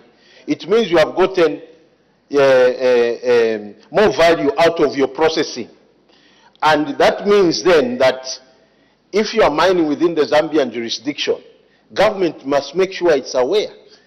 And that is why we are bringing a regulator in place so that mines do not lie that they are only processing copper, yet they have byproducts of gold, they could have byproducts of silver or whatever.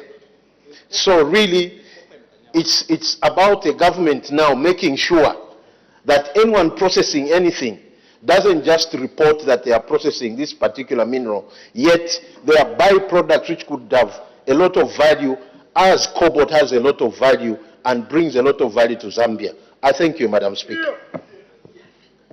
Thank you. The Honorable Member for Usakiri. Thank you very much, Madam Speaker, for the opportunity to ask the Minister of Mines.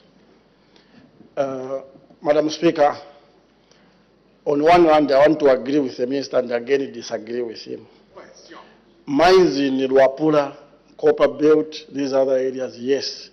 The cobalt that we have, yes, it comes as a byproduct. And I think I'll be a very concerned citizen. You are just conducting geological mapping and you are giving information that there is no mine that has got cobalt. In Mwinirunga, Minister, there are cobalt mines in Mwinirunga, where even before you go in the lab, before analysis, just look, using your eyes, you'll be able to tell this is cobalt, this is copper. You'll be able to differentiate. because the O for cobalt is black. So in Mwilunga, what do you call those mines that are in Mwilunga? And there are licenses that have been in operation even before the PF came into power. Have no permission because most of these mines are private mines, have no permission, have just bumped into this. So I can mention, but if we meet I know license holders who are mining specifically for cobalt and they are delivering to Sebozinki in Kabwe. I thank you, Madam Speaker. What are those mines? Thank you. The Honorable Minister of Mines and Minerals Development. Thank you, Honorable Member, and thank you, Madam Speaker. Government doesn't work like that. Government works with verified information. I want to tell you, and I want to be very controlled, if you have people, for example, Madam Speaker, I'm giving this as an example. We've heard stories which we are not verified yet, that there are people smuggling cobalt from the DRC. And if we catch them as government, we won't let them because there is no mine in Mwinilunga that mines cobalt. That's a fact. There is no mine, Madam Speaker, is what the way government operates. And that is why that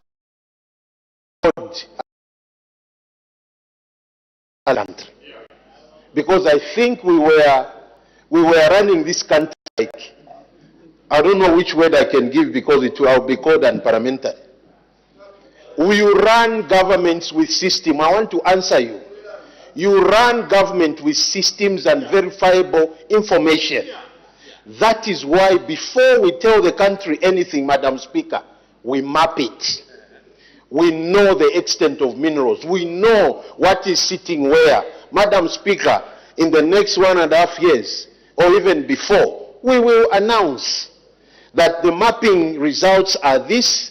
This is what is sitting in Mwinilunga. This is what is sitting on the Copper Belt. This is what is sitting in Kaputa, in the nation after we finish. Not guesswork by smugglers who bring these minerals in the country, Madam Speaker. I thank you. Thank you very much. Before we proceed, there was an indication. Honorable Member for Chilubi, what's the point of order? Madam Speaker, this is a house of facts. And it is important that we communicate to the nation rightly. We are talking about a mineral cobalt. And Madam Speaker is talking about the language that we use and many others. Hells. Among the byproducts of copper, I think is sulfur oxide and slag, distant malachite, which is the copper oxide. And the cobalt has never been a byproduct. So I don't know how the minister today is telling us that product of copper. Even on the chemical table, sir, cobalt exists on its own. It's not a byproduct. Oh, the honorable members, now we have to ask you for scientific confirm whether cobalt is copper or it stands on its own. The honorable minister who is in charge of mining told us that is a byproduct. So if honorable member for Chilubi has the information contrary to what the honorable minister is saying, he should lay it on the table, then we can be educated accordingly. But for now, we are not. It's as a mother to say Shima is a byproduct of maize. I don't know. That can you mine maize or can you grow maize, Shima? I don't know. So it's just something like that from a layman's point of view. So let's make progress. Honorable member for South, there was an indication for a point of Madam Speaker, my point of order is a bit is directed at the honorable member for Mwinilunga. When the minister was responding, we have a parliamentary language where if we don't agree, we say question. If we agree, we say yeah. An honorable member for Mwinilunga, when the minister was explaining, he said question,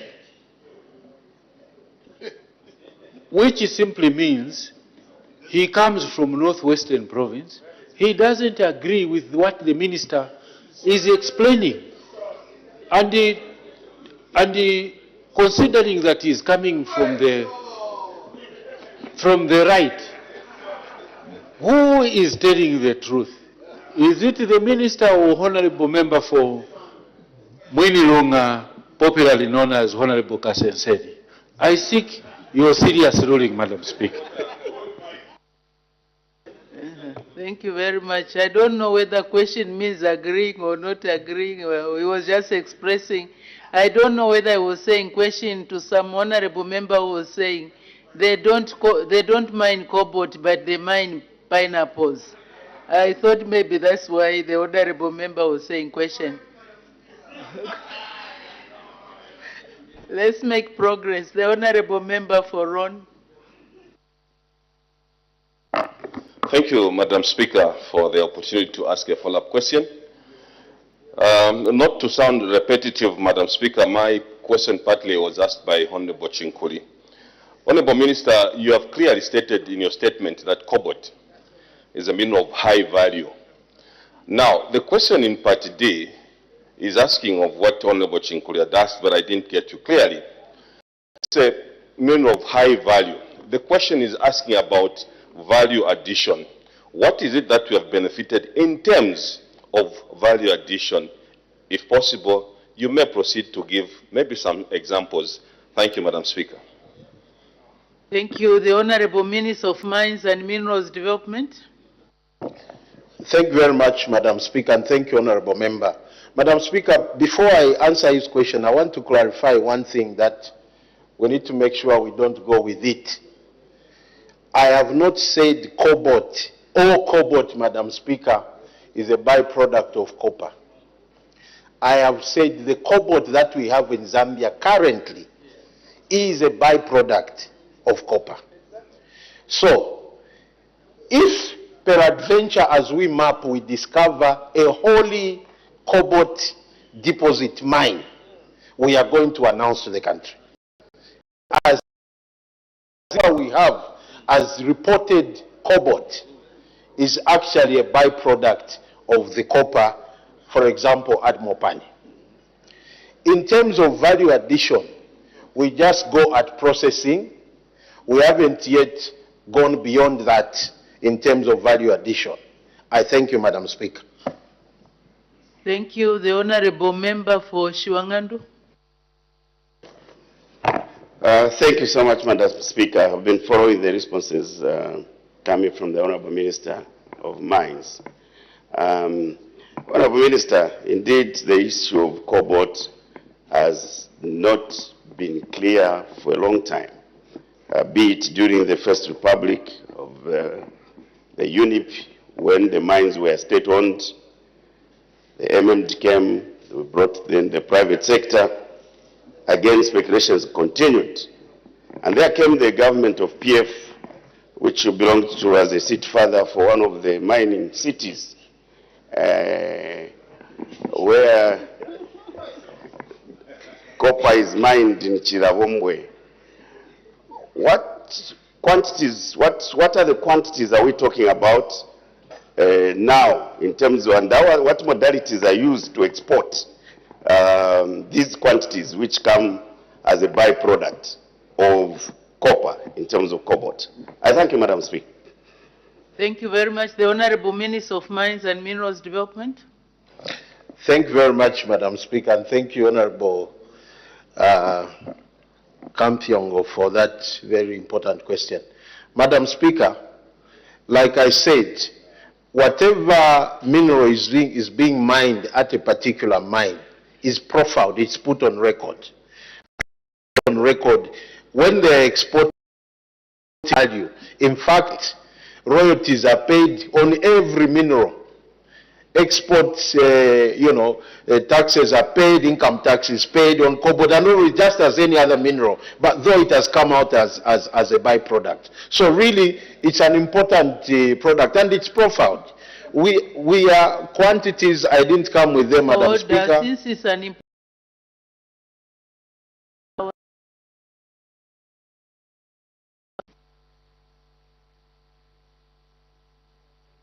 been suspended for 20 minutes.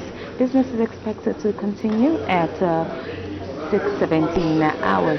So a quick look at business that commenced, has been considered from the time business commenced at 14:35 hours. So there were announcements that were made on the floor of the House by Madam Speaker. So in 3 announcements, she did welcome guests in the public gallery, and these were teachers and pupils from 3 schools: Great North Road Academy in Lusaka, Chikonkomene Primary School in Kafue, and Banani International School in Chisamba. You will realize that later on, when business had already started,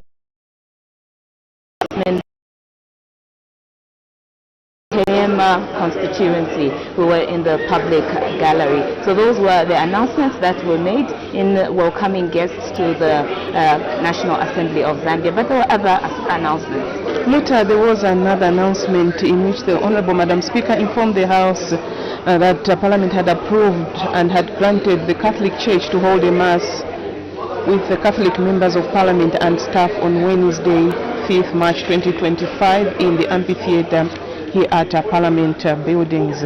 And she said that this is a commemoration of the Ash Wednesday, an annual religious activity that signals the commencement of 40 days of prayer, fasting and almsgiving leading to Easter. And she reminded honorable members that those who may wish to know that attendance is voluntary and not restricted to members of the Catholic Church.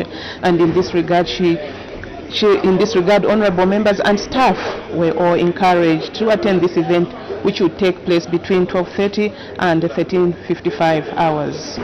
And then after that, there was yet another announcement in which Madam Speaker informed the House that debate on the motion of thanks, which is expected to begin today, will last 10 days.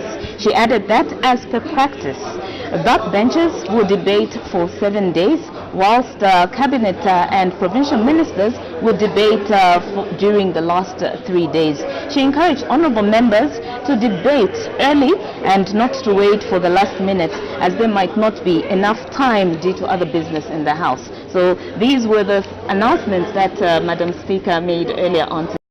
After those announcements, statements that were rendered by the Minister of Health on the effects of lumefantrine, an anti-malarial agent oral suspension on children, and another ministerial statement was rendered by the Minister of Finance and National Planning on the revised 2022 census report. And after the 2 announcements, the House went on to consider questions for oral answer, and 238 posed by Mr. Francis Kapianga, Mpika Central Member of Parliament, has been dealt with already by the House, and this question was directed to the Minister of Agriculture on whether government has any plans to establish community farms in Awaria Chiefdom in Mpika district as a mitigation measure to avert hunger caused by human-animal conflict. Okay, and then having responded to many supplementary questions that were posed by members of Parliament, the House then moved on to considering question 239, a question that was posed by Cobalt Central Member of Parliament. Just to mention that this is the question that is still being considered on the floor of the House. And in his question, Cobalt Member of Parliament basically wanted to find out on some deposits, and the response was that there were no cobalt and titanium deposits discovered in the country as of May 2024. And the other parts of the question were not answered because they were dependent on the answer in part A of the question. So we'll be with you. Continue watching Parliament TV. We'll be with you after this short break.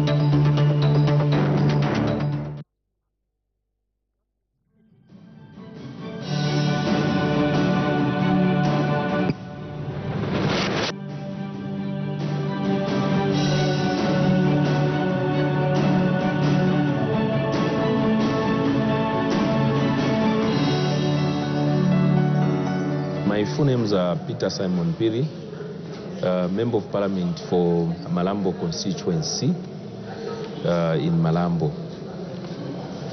My education background is not as the people may expect. I only went up to grade 12 and did a certificate in business administration. And apparently in 1997, I worked in private sector as a storeman under training, and I also worked in accounts as a clerk. From there, I only actually worked in the private sector for 3 years. So I have little experience in accounts and in stores management. That's all I have as in the working culture. I am married. I got married in 1997. I've got 3 children with my wife, 2, and those are the children I have. And the 2 girls, one is at the University of Zambia, the other one is with Apex University. Actually, she's completing this year. She's doing a pharmacist. And the other one is in grade 12. And I also have another child. He's also doing grade 12. The rest of my children are doing grade 12.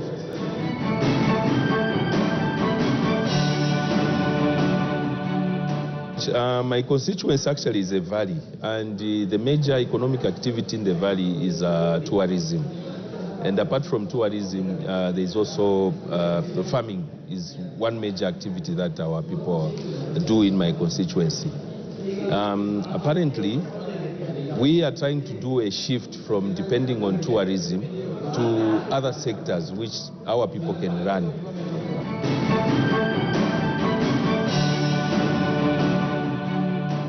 With the coming of CDF, there's a lot that we want to explore as a constituency. We want to make sure that people can stand on their own other than depending on formal employment that they get from these private sectors. And security, especially in terms of these private sectors, there's not much security that you may get in employment. You'd find that these lodges, the tour operators may close the camp, and those people, they remain vulnerable. So we want also to sensitize our people that they can stand on their own using the CDF fund that has been brought to us. As you may be aware, there is a component of grants. Although we have noticed the trend that is happening in the grants, that when you give people, women or the young ones, the youth, they are sharing that money instead of investing that money into the activity that they propose on the forms that they present to the council. Upon receiving the money, some of them are just ending up sharing that money. So in this case, we want to urge our people to be focused, because that is part of government program that has been put forward, that we help the unemployed so that they can sustain themselves other than waiting for the government to employ them. And I would want to make a mention that government cannot employ everyone. Government has got its own budget to recruit people. Now, our government, through the able leadership of the President Hakainde Hichilema, introduced the huge sum of money in each constituency, in 156 constituencies, which is 28.3 million where it's sitting. So we want our people to take advantage of this CDF money through the loans and the grants, because the good part of a grant is you don't pay it back. But you'll have the council to come and just monitor and supervise and advise on how you can run the projects that you have. The development agenda in Malambo, I will tell you, we've been lagging behind in Malambo. We have had many MPs in the past, but we haven't seen much coming from the past successful governments that have been there. Now, with the coming of this CDF, my agenda for Malambo constituency is to make sure that we have enough water points in the area, not the hand pump boreholes. We want now to put reticulated water. We put up a stand, we put a tank and everything, so that we can run water in long distances and decongest a borehole. This is the more reason why you find that we have kept on maintaining the same boreholes that were drilled even in the previous governments. It's because it's congested in one area. But if you put a reticulated system, you'd find that there will be so many points where people will be drawing water from. So it will be a lasting one. And more to say is that we have enough sunlight, which God gave us. So we'll be using the solar pumps. They are all over now, from China, from the UK, from wherever. So it's up to us to pick the most durable ones that we can use in those boreholes. And again, as I'm speaking today, I'm expecting to receive earth-moving machines that are coming from here, Lusaka. We procured using CDF because we've seen, being in the valley, we experience floods in most instances. So we need to keep on maintaining our roads. The roads are terrible. It's very good for our farmers actually produce when they harvest because of the bad terrains and the roads. So what we have done now, we have procured this, and we want to make sure that we have the all-weather roads around the area. You will see it. It will be happening very soon. Once these machines are in Malambo, we'll actually call the people to come and receive their equipment, because it's not my equipment, it's the equipment for the people, because it will be doing the work for our people. And we want to urge the people through the councils that we should look after these machines jealously, and we are not going to allow the council to start hiring them outside the district. Each constituency has got a 28.3 million kwacha. So why should we have people from Chipata getting our equipment? So we are not going to allow that. Within the district, as long as it's related with works to be done in our area, we will allow that one. Any social development towards our area, we will allow that one to happen. So this is the more reason why we are very happy as the New Dawn government that the President of the Republic of Zambia enhanced this CDF to that level. We are very happy. As I am speaking today, we have given the youth, they are making about 1,900 desks that are going into the schools, various schools that have no desks. So we have made sure that these desks go to the respective schools that have no desks. And as we sit in the next CDF meeting, we want to also budget for 9,000 desks, because the President has given a directive that by the end of 2023, no child should sit on the floor. And it's quite disheartening. You can imagine during this season, it's very cold, and you find a child sitting on the floor. I was in my constituency a week ago. I went to one of the schools. It's a nice school built, a 1x2. There was absolutely no desk, not even a teacher's table and a chair. There was nothing. So I was very sad, because we had free education during the time of Kaunda. I also benefited from that. Of course, we were sitting on the desks, and we want to make sure that our children, for them to learn well, they must have the proper desks and learning space also. We are also constructing schools. Apparently, as I'm speaking here, we are building a 1x3 classroom block from the same CDF 2022, which will be handed over probably by the end of this month. It will be handed over. It's a school which was upgraded by our colleagues in the PAF in 2018, and nothing was done. There was nothing. And with the coming of this government, we said you cannot just upgrade the school without structures. So we said that is the first thing we are going to do, and we have given them a 1x3 classroom block. And this classroom block, as we hand it over, we want it to be fully furnished, meaning it must have the desks, it must have everything, and then we hand it over to the school so that our children can learn from there. You know, as the people say, or the English say, education is a better equalizer, and it is true. And that is the more reason why you find all of us sitting in that house discussing national matters. It's as a result of the education, and that's the more reason why the President thought of reintroducing the free education, so that every child from very rural areas and any other place can acquire this education.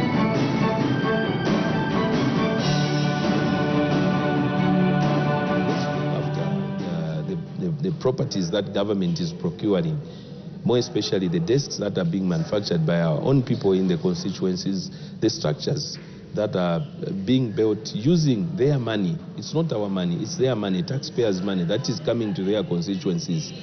I want to urge them to guard them jealously, that no vandal should come to destroy those properties that we are putting up as a community in that area.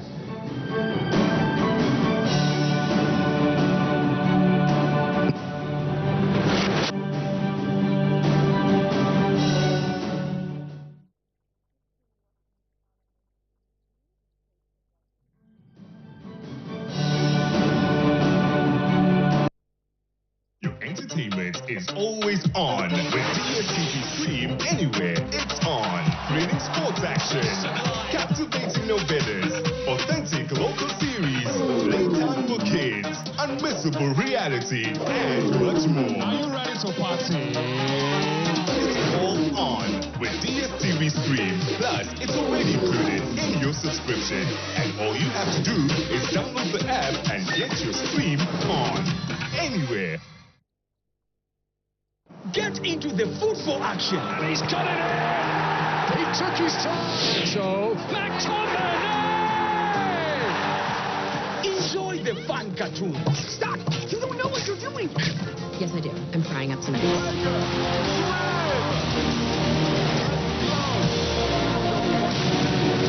The jaw-dropping drama. Oh, my God. The grasshopper is in again. Hey, hold. The time is ticking. I'm one of my shits. Action movies. That's what I'm talking about. From sun up to sundown. Join non-stop entertainment with GoTV. Reconnect or stay connected to watch all your favorite TV moments anytime, anywhere on GoTV Stream.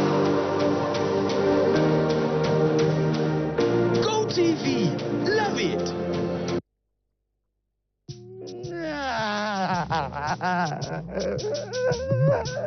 Natinishi wamuonekele tukulamba. Na sasa ya bora la wanyamata. Nabo wamutea bora washimu vimu jacket sure. Madara, they don't care whatever you're wearing, you can play.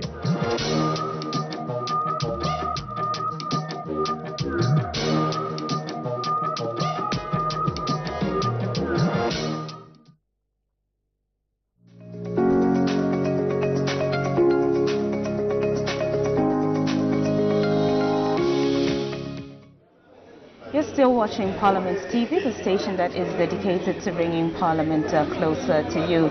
Just to remind dear viewers that at the time business was being suspended, the House was considering a question that has been posed by Kalabo Central Member of Parliament, Mr. Chingamyuto, and this is question 239. We expect business to continue with consideration of this particular question. Pauline. Yes, earlier on there were urgent matters without notice that were considered when the House started sitting, and that was followed by two ministerial statements. In one of the statements, the Minister of Health updated the House on the effects of lumefantrine, an anti-malarial agent, oral suspension on children, and the other by the Minister of Finance was on the revised 2022 census report.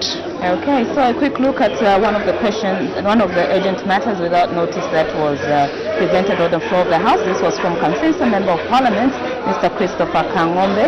His matter was on KCM, that's Konkola Copper Mine, that it has released expressions of interest inviting business partners to provide services in the mining department, mining concentrator unit, and the Cobalt enhancement unit.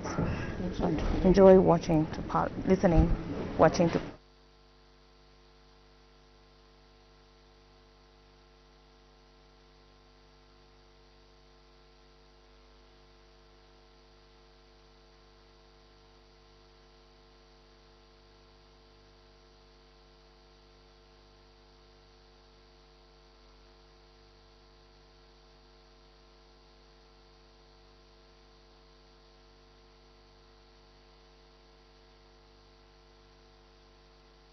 Members of Parliament, and once a quorum is constituted, business will indeed continue. So the urgent matter without notice that was from Kansinsa Member of Parliament, he continued by saying that KCM had indeed procured some services. We'll continue updating you later. Enjoy watching Parliament TV. Order.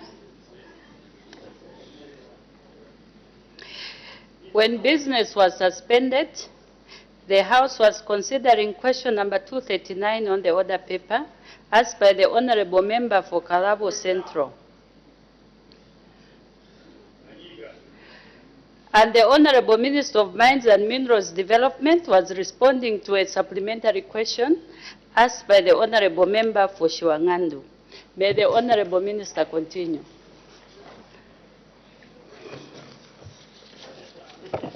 Madam Speaker, I will seek your indulgence, the Honourable Member, so they ask the questions again so that I can refresh my memory.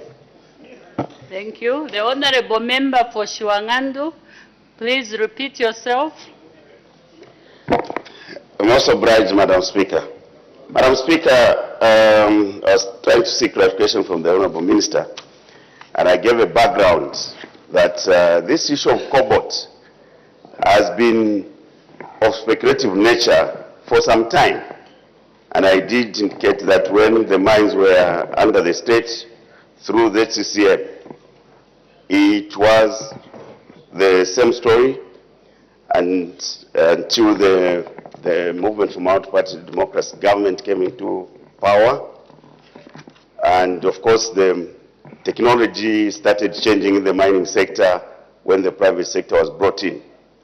And then I was saying that the Honourable Minister is from the mining town, and to the extent that under the previous government, PF, he was a seat father for one of the mining towns of Chirirabombwe,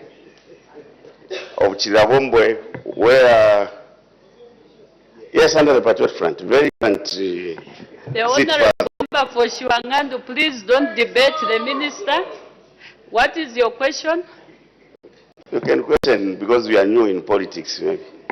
Madam Speaker, my question was, what could be the quantities, the quantities of these cobalts that are being exported and the modality that is used so that Zambian people can have information that yes, indeed, we have got these quantities of cobalt which are extracted as byproducts from copper processing, which we export and gain revenue from the sales.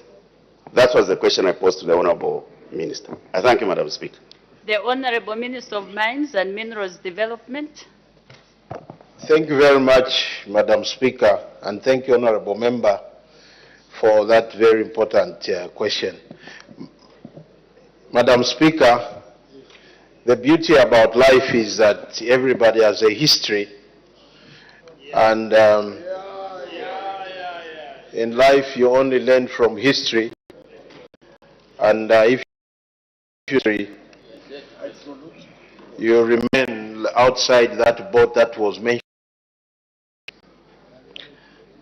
Madam Speaker, the question about cobalt quantities, I think it's now a new question, which I would seek your indulgence that maybe the Honourable Member could be allowed to put in a question, and then we are going to come with real figures of how much cobalt Zambia has had in the past up to now, and we'll be able to give the real figures and how much quantities have been exported and what we do with the cobalt. I thank you, Madam Speaker.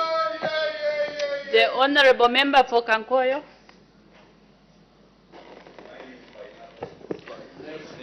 Yeah, I thank you very much, Madam Speaker. Madam Speaker, one of the reasons the Chambeshi cobalt plant remains closed is due to inadequate availability of cobalt on the local market. Hence, I totally agree with the Minister of Mines that cobalt remains a byproduct of copper in Zambia. If we had enough cobalt, would Chambeshi metal remain closed for such a long period of time with such an asset available? I thank you, Madam Speaker. The Honorable Minister of Mines and Minerals Development. Thank you, Honorable Member for Kankoyo. Yes, Madam Speaker. In fact, why the Chambeshi plant, Madam Speaker, was closed, it's because a particular government at that time put in taxes that prevented the then mine ERG that was running the plant, the PF government. They stopped the importation of concentrates for cobalt. And that resulted in that mine being shut, and job losses were the order of the day. If really we had a lot of cobalt, like the Honorable Member said, that plant wouldn't have shut down by now, because even what Mopani produces is just enough for themselves. I thank you, Madam Speaker. The last member, the Honorable Member for Nalolo. I thank you very much, Madam Speaker, and Honorable Minister, thank you for your response. Honorable Minister, Global Data, which is a statistical mining agency, lists Zambia as the 14th largest producer of cobalt in the world. I just want to know that this cobalt is still extracted through the copper mining process. Thank you very much, Madam Speaker. The Honorable Minister of Mines and Minerals Development. Thank you, Honorable Member for Nalolo, and thank you, Madam Speaker. Yes, indeed. In fact, Madam Speaker, the strategic relationship between Zambia and the DRC in terms of cooperating with the battery manufacturing plant and value addition, one of the reasons is that Zambia and DRC combined actually control 70% of the cobalt in the world. Now, that is why we strategically wanted to collaborate with the DRC. It's one of the reasons that we wanted to go into value addition, because cobalt will be key in the clean and green energy transition. It's a critical mineral actually. So, Madam Speaker, yes, we do have a lot of cobalt by quantities, because cobalt is not it's not like, for example, in Zambia, when I come with figures, if the question is asked, it's not a mineral that you are going to talk about 400,000 metric tons like we talk about copper. The quantities, though of high value, but the quantities are not in those levels. So really what we are producing makes us the 14th, and when we come back with the figures, you will see what that means. But really it still remains a consequence of copper processing. I thank you, Madam Speaker. Thank you. Next question, the Honorable Member for Kasama Central. Thank you, Madam Speaker. On behalf of the people of Kasama Central constituency, question number 240. The Honorable Minister of Education. Thank you, Madam Speaker. Ms. Mwamba for Kasama Central asks the Minister of Education, A, whether the government has any plans to construct a higher learning institution in the Kasama Central Parliamentary constituency. B, if so, when the plans will be implemented. C, whether the institution at A will be a college or a university. D, what type of programs will be offered at the institution. And E, if there are no such plans, why? Madam Speaker, I wish to inform the House that A, as of now, the government has no immediate plans to construct a higher learning institution in Kasama Central Parliamentary constituency. B, in view of the response in Part A, Parts B, C, and D do not apply. And E, there are no such plans for Kasama Central Parliamentary constituency, because the government is in the process of constructing a public university in Kasama district, which will serve the broader region. Thank you, Madam Speaker. Supplementary questions. The Honorable Member for Kasama Central. Thank you, Madam Speaker. Thank you, Honourable Minister. And it is unfortunate that there's no immediate plans to construct a higher learning institute in Kasama Central. With free education, a lot of scholars are going up to grade 12, and after that they're stuck if their parents cannot afford. My question is that what is the projected timeline for groundbreaking and the completion of the proposed university? Thank you. The Honourable Minister of Education. I may not have the timeline of CAF because we are planning to do 6 universities in the whole country. There are some of the, if you like, provinces which have universities. 6 of the provinces, including Northern Province, does not have a university. So the plans here are to put up the construction of 6 universities in those provinces where there are no universities. Thank you. The Honourable Member for Kasama Central. Thank you for that answer, Honourable Minister. Honourable Minister, you have spoken about the proposals of universities. Now, I wanted to find out, is these projects already secured or is it still in proposal stage? Thank you. The Honourable Minister of Education. Obviously, the funding is not there in terms of full-fledged construction of those universities. But the money has been set aside to do surveys and to check for land. In terms of maybe Northern Province, there was that, I can't remember the corollary to FTJ Chiluba in Mansa. Then there was another one, I think it was in Lukasha, but it is Northern Province. It is still Kasama District. So we have the funds to begin, not construction. You know those preliminaries that you deal with as you begin something. And obviously, groundbreaking will be done. Yeah. Thank you. The Honourable Member for Mukushi South. Honourable Minister, that Tumpa University, the one which is in Lukasha, how much money have you allocated in order for you to complete before you hand over power next year? Submit, Madam Speaker. It looks like a new question. All the honourable members, the Honourable Minister of Education. Thank you very much, Madam Speaker. Where is it from? Mukushi South, Honourable Mukushi Minister. South. Yeah. Now listen very attentively. Because when I was answering the question from Honourable for Kasama Central, I did emphasize. In fact, you've reminded me about even the name Tumba. And you are telling me, when are you going to complete? It never started. Okay? So I cannot complete something which is not there. Huh? You failed to start it as PF. Okay? So, just wait. And to build a university, if you failed to build schools, to complete schools for over 10 years, you think I can complete it? Just sit down.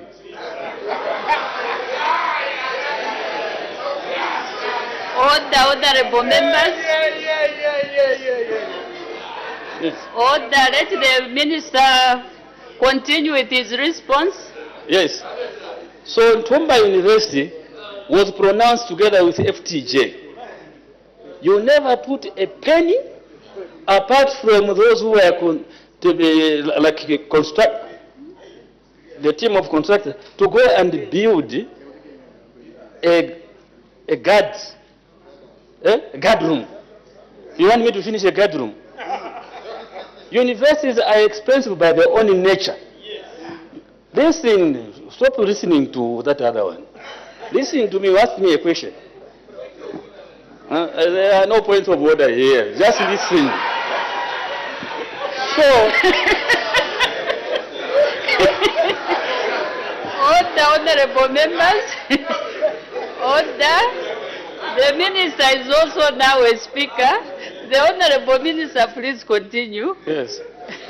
So, I want to be very slow so that Mukushi South understands certain things, because he usually says, when you hand over power to who? With all these things that we have done, you failed to do for 10 years. And you are a very good friend of mine. But how sometimes you behave on the floor of this house. So now, Madam Speaker, we are now trying to be equitable in the way we want to deal with things. Okay? 4 provinces already have universities, some of them more than 2. But we want to have equity in the distribution of universities. So, Northern Province, that Ntumba name is still lingering in our minds. He has just reminded me, there was not even a pocket of cement there to start building that university. So it will take some time as you hand over power to ourselves, like somebody was telling us the other time. But as it is real, because the things that we have done, Madam Speaker, speak for themselves, all right? Especially the education sector. And I'm very, to tell you, I'm an honest person. You will see this in the next 3-4 months, we shall be dealing with that, because we set aside some money for you to realize so that we mean business and we are serious. Not when just announce FTJ and Tumba and then there's nothing. Huh? The Wanika University is part of that. We are going now to do that. There's just a bush there. They announced there will be a university. Huh? There's no prophet around here. Let there be sun and there was sun. Nothing on earth now. No miracles. You have to deal with it. Let there be a road here and there was a road. Nothing. You must be practical in the way you do things. And this is what we have done, Madam Speaker. And I think Zambians know. So when you say you hand over power, they are very annoyed with you. I have already seen. Thank you, Madam Speaker. Thank you. We make progress. Next question. The Honorable Member for Lunte. Madam Speaker, thank you so much. Question number 241. The Honorable Minister of Energy.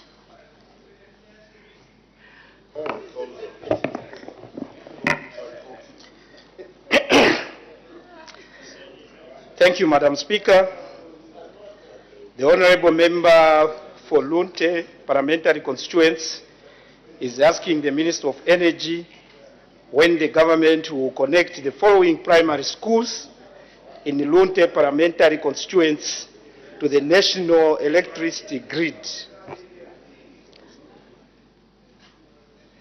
A. Pecha. B. Parapata. C. Moseni. D. Chivelushi. And E. Tapa. Madam Speaker, our response is as follows. These schools were supposed to be electrified in 2013 according to the 2008 Rural Electrification Master Plan.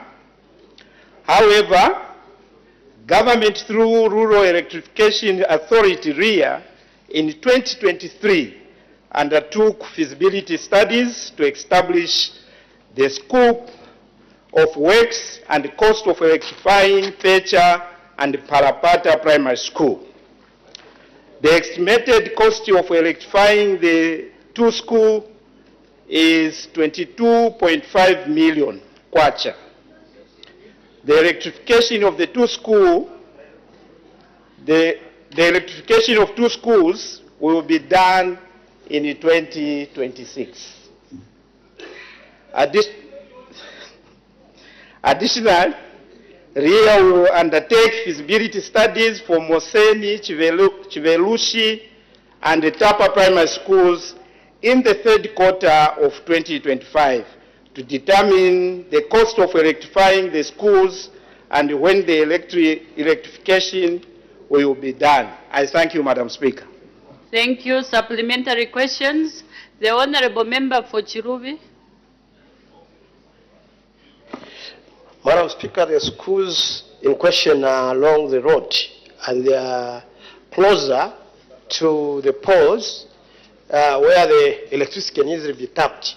I wanted to understand the cost that the Minister mentioned.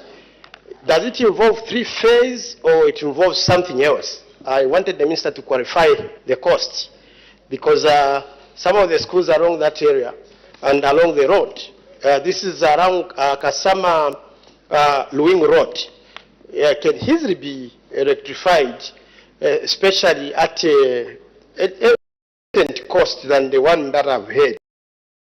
To the Minister to clarify what includes that big figure. The Honorable Minister of Energy.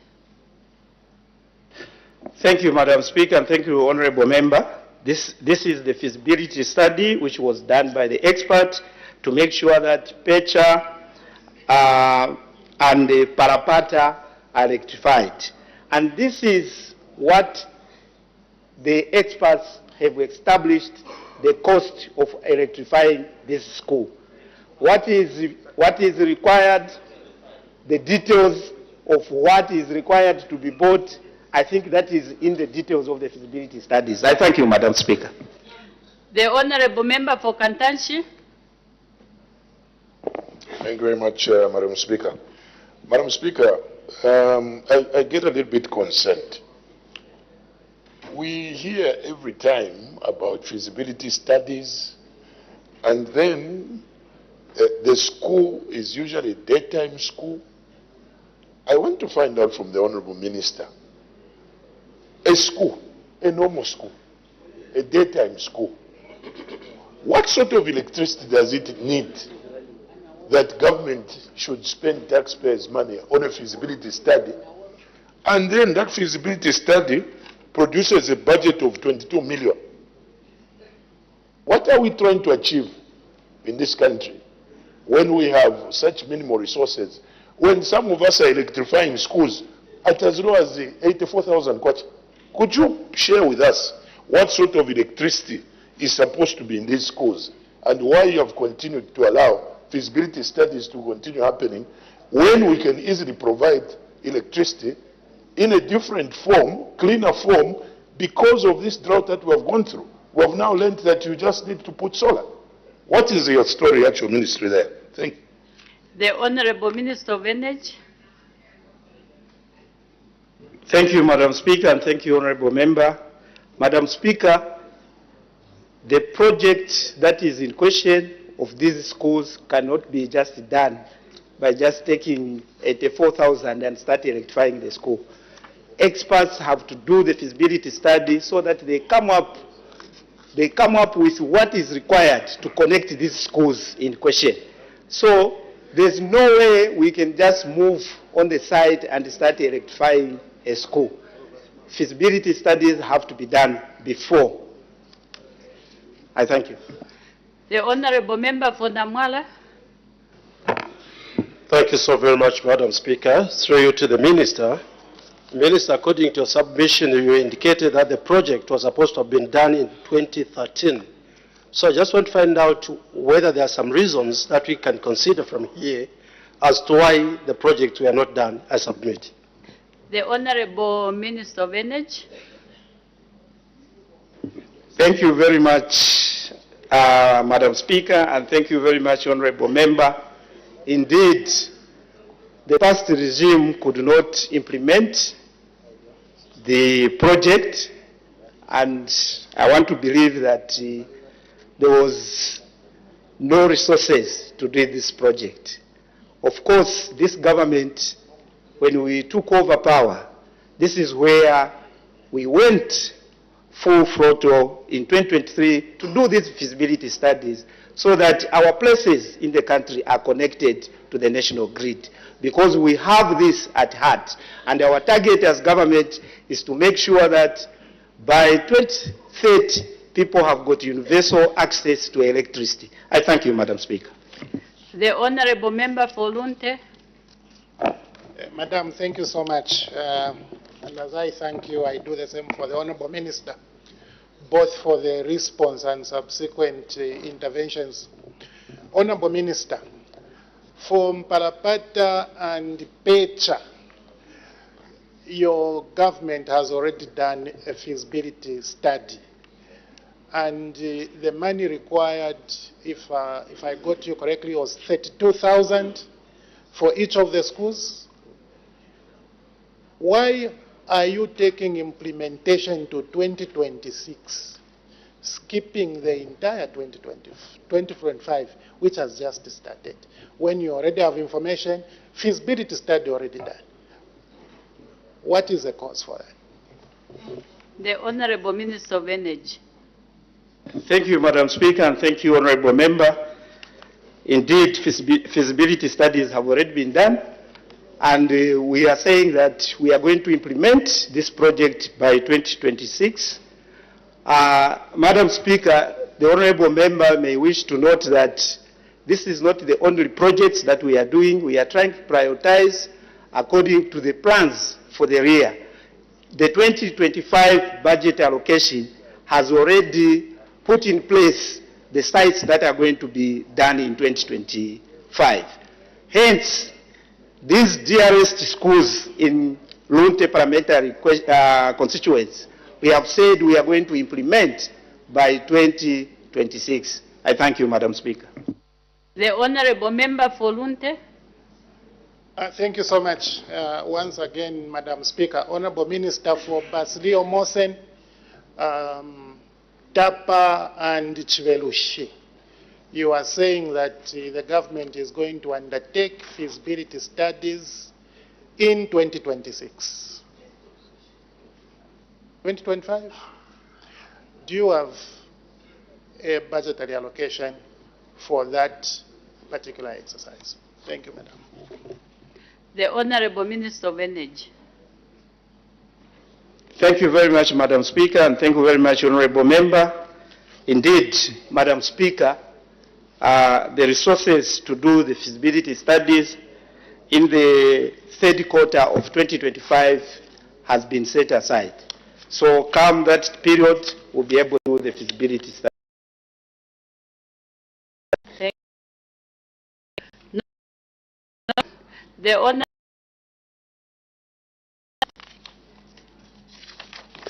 Madam Speaker, I beg to move that thanks of this Assembly be recorded for the exposition of public policy contained in the speech delivered to this House by His Excellency, Mr. Hakainde Hichilema, President of the Republic of Zambia, on the progress made in the application of national values and principles on Friday, 28 February 2025. Is the motion seconded? Yes, Madam Speaker. Seconded by the Honourable Member for Luansha. The question is that the thanks of this Assembly be recorded for the exposition of public policy contained in the President's address. Any debate? The Honourable Member for Kanchiwia. First and foremost, Madam Speaker, let me thank you for according me the privilege to move the motion of thanks on this well-thought-out address by the President of the Republic of Zambia, Mr. Hakainde Hichilema, to this August House on the progress made in the application of national values and principles as recorded in Article 9, Sub-Article 2 of the Constitution. Madam Speaker, in his address, the President of the Republic of Zambia, Mr. Hakainde Hichilema, reminded us of who we are as a people, what we stand for, and the shared responsibility we have in building a just, united, and prosperous Zambia. At the heart of his address were 5 things: morality and ethics, patriotism and national unity, democracy and constitutionalism, human dignity and social justice, and good governance. Allow me to address these values and what they mean for us as leaders and as citizens. Madam Speaker, morality and ethics. Morality is a bedrock of any thriving society. The President's commitment to tackling social ills, child marriage, teenage pregnancy, gender-based violence, substance abuse, and cybercrime deserves our full support. I commend the enactment of the Marriage Amendment Act No. 13 of 2023, which raised the minimum age of marriage to 18. This is a step in the right direction, but legislation alone is not enough. we must ensure enforcement, public awareness, and continued support for the vulnerable children. Through the CDF, Madam Speaker, we have empowered young girls with bursaries, enabling them to stay in school. In Kanchibia, we have firsthand seen how education transforms lives. A girl child with an education is a girl with a future. Patriotism and national unity. Madam Speaker, patriotism is more than just waving a flag or singing the national anthem. It is about love for our country, respect for public resources, and a commitment to national unity. Yet, we are confronted with the scourge of vandalism, a crime that costs ZESCO 25 million annually. This is not just an economic issue, it is also a moral issue. Stealing from the public infrastructure is stealing from our own development. The President's call for stricter law enforcement and community vigilance must be heeded. Moreover, we must protect our unity. Zambia is home to 73 ethnic groups, diverse yet united. The politics of division, tribalism, and regionalism have no place in our democracy. If we are to progress, we must see ourselves first and foremost as Zambians, not by tribe, not by region, but as one people with a shared destiny. Democracy and constitutionalism. Our democracy continues to grow. The President highlighted Zambia's progress in media freedom with 188 radio stations and 66 TV stations operating freely. This is a sign of a vibrant democracy where diverse voices can be heard. As we approach future elections, we must uphold peace and fairness. The expansion of continuous voter registration across all 10 provinces is a critical step in enhancing electoral credibility. Let us engage in politics that is issue-based, not politics of insults, deceit, and violence. Human dignity, equity, and social justice. Madam Speaker, dignity is not a privilege, it is a right. We cannot claim to uphold dignity while millions of Zambians lack access to basic services. The CDF has become a powerful tool for development in constituencies like Kanchibia. Through it, we are constructing secondary schools that the children no longer have to walk unbearable distances to access education. We are building maternity annexes to ensure no mother has to give birth in unsafe conditions. CDF is not just about infrastructure, it is about equality. It is about ensuring that whether in Kanchibia, Kalawa, or Kafue, you have access to the same opportunities. Good governance and constitutional amendments. Madam Speaker, no nation progresses without strong institutions and a sound legal framework. Yet every time when we speak about constitutional amendments, a familiar argument emerges: this is not the right time. Let me be clear that there's never and there'll never be a perfect season for constitutional reform. History reminds us that every amendment in Zambia's history, whether in 1969, 1991, 1966, or 2016, faced resistance under the guise of bad timing. If we had listened to those voices each time, we would be stuck with outdated laws. Parliament is not a museum to preserve laws in their original form. It is a workshop where laws are refined to meet the evolving needs of our people. Madam Speaker, the United States amended its constitution in the wake of a civil war. South Africa reformed its laws in the turbulence of apartheid's era. Kenya adopted a new constitution in 2010 amid political uncertainty. They acted not because it was convenient, but because it was necessary. Let the debate on constitutional amendments be about substance, not about political convenience. If an amendment strengthens democracy, ensures accountability, and improves governance, let us engage on it, on its merits. Unity of purpose, Madam Speaker. Madam Speaker, above all, we must remain united in our national values. I am a Zambian. I am a product of all tribes of Zambia, of Lozi, Bemba, Ngoni, Tonga, Kaonde, the Lunda, and the Luvale. I carry within me the spirit of the Bisa, the Nsenga, the Lala, and the Ushi. I am shaped by the resilience of the Lenje, the Chokwe, the Mbunda, and the Namwanga. From the valleys of the Kafue banks of Zambezi, from the plains of Mongo to the hills of Muchinga, I am the sum of all these people. I am a Zambian. I belong to a tribe called Zambia. It is a tribe not defined by ancestry, but by shared hope. It is a tribe not built on exclusion, but on the belief that we are stronger together. Ours is a tribe of builders, of dreamers, of warriors of justice, and champions of peace. Ours is a tribe that carries the wisdom of our elders and energy of our youth. Ours is a tribe that believes in the progress without forgetting our past. in unity without erasing our diversity, in prosperity without abandoning our values. I am a Zambian. I'm the past that brought us here, Madam Speaker. I'm the present that shapes our destiny. I'm the future that calls us forward. And I know with unwavering certainty that as long as we remain who we are, as long as we hold fast to the belief that Zambia belongs to all of us, that its future is ours to build, there's nothing we cannot achieve. For we are Zambians and we belong to one tribe, Zambia. Madam Speaker, with these few remarks, I beg to move. Thank you.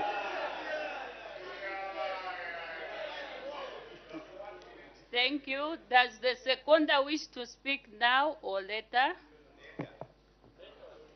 Now, Madam Speaker. The Honorable Member for Luansha. Thank you, Madam Speaker.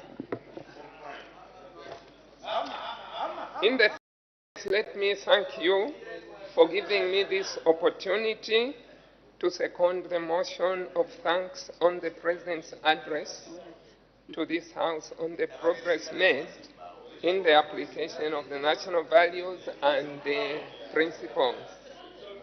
Madam Speaker, allow me also... Order, honorable members, order. Allow me also to congratulate... Allow me also to congratulate... Order, honorable members, let's give him chance. The Honorable Member for Luansha, you can refer to your notes. You may Allow continue. me also to congratulate Honorable Sande Chanda of Kanchivia constituency for ably moving the motion of thanks. Honorables, I have no problem to talk. Madam Speaker, the speech that was moved by His Excellency on Friday clearly showed what type of leader we have. A leader that is governing this country by the constitution of the land. Yeah. And did by clearly starting by quoting Article number 8. Yeah. And when you follow his address throughout, he was talking nothing but about the constitution. President, that is as the President noted in his address, national values and principles are essential in guiding our behavior, building our character, and promoting social cohesion as a country. I'm delighted for the progress made in the application of the values and the principles. Allow me to specifically comment on some of the things that the President addressed. Madam Speaker, I want to commend the President for the steadfast resolve to promote morality and ethics in the country. Under his leadership, the government has shown strong commitment to promoting a morally upright and ethical nation, as evidenced by the actions to address social ills such as cyber crimes and cyberbullying. I share the government's concern at the growing incidences of cyberbullying in our country, especially against our women and our girls. I'm glad to note that, acting with relevant stakeholders, the government is creating a safer online environment by strengthening existing legislation on cyber security and cyber crime, so that perpetrators for their violences. This, has the President said, with dignity in the... Madam Speaker, I further wish to commend the President for reaffirming his commitment to upholding the human equity, social and non-discrimination of all citizens. To this end, the President has demonstrated goodwill to achieve this through various interventions undertaken by this government. The President's desire to move constitutional amendments to facilitate the delimitations of constituencies, which are largely geographically and by population, is commendable. If implemented, this action will undoubtedly lead to improved, equitable, and fair distribution and delivery of national resources to all communities across the country. Further, to ensure equal in provision of health services, it is gratifying that the government has recruited a total number of 4,216 health workers. However, the number of unemployed health workers is still high in the country. As such, there is need to recruit more health workers. Nevertheless, allow me to applaud the government for constructing 142 maternity annexes, 269 health posts, and 157 staff houses under the CDF. This measure has undoubtedly brought health services closer to the people. Madam Speaker, I want also to commend the President for his strong commitment to promoting decent work in the country, as evidenced in the government's upward revision of minimum wages and conditions of employment for domestic, shop and general workers, as well as bus and truck drivers. However, you will agree with me, Madam Speaker, that the number of unemployed people of working age, especially the youth, remains high, while the minimum wage conditions are still low.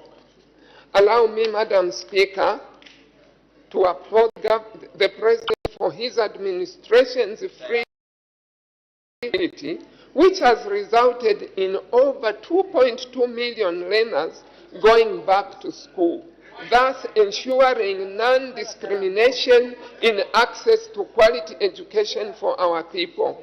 However, in order to ensure quality education in public schools, the government should focus on addressing the teacher-pupil ratio, which is far below the recommended ratio.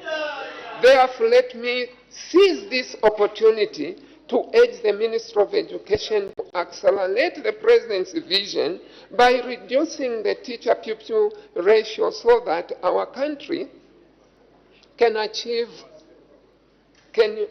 access to education.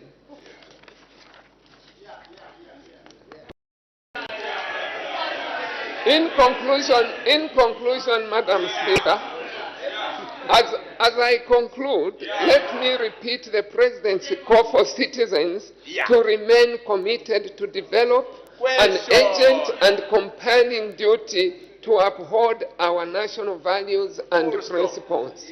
These values and principles apply in the development and implementation of state policy. I'm therefore in full support of the President's call for all Zambians to embrace commitment and positive action to help our country achieve an inclusive growth and sustainable development through the application of these constitutional values and principles. Madam Speaker, with these few words, I beg to second.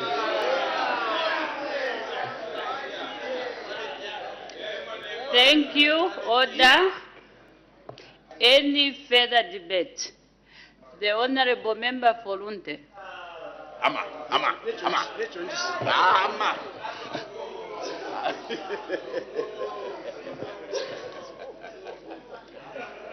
Order, honorable members, you may start your debate.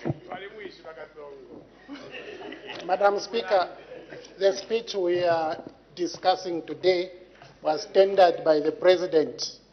The content of that speech, in some sense, establishes the prioritization of the UPND government. Let's go to page 19 of the speech. Madam Speaker, there you will find the President saying, there will be need to limit or subdivide very large constituencies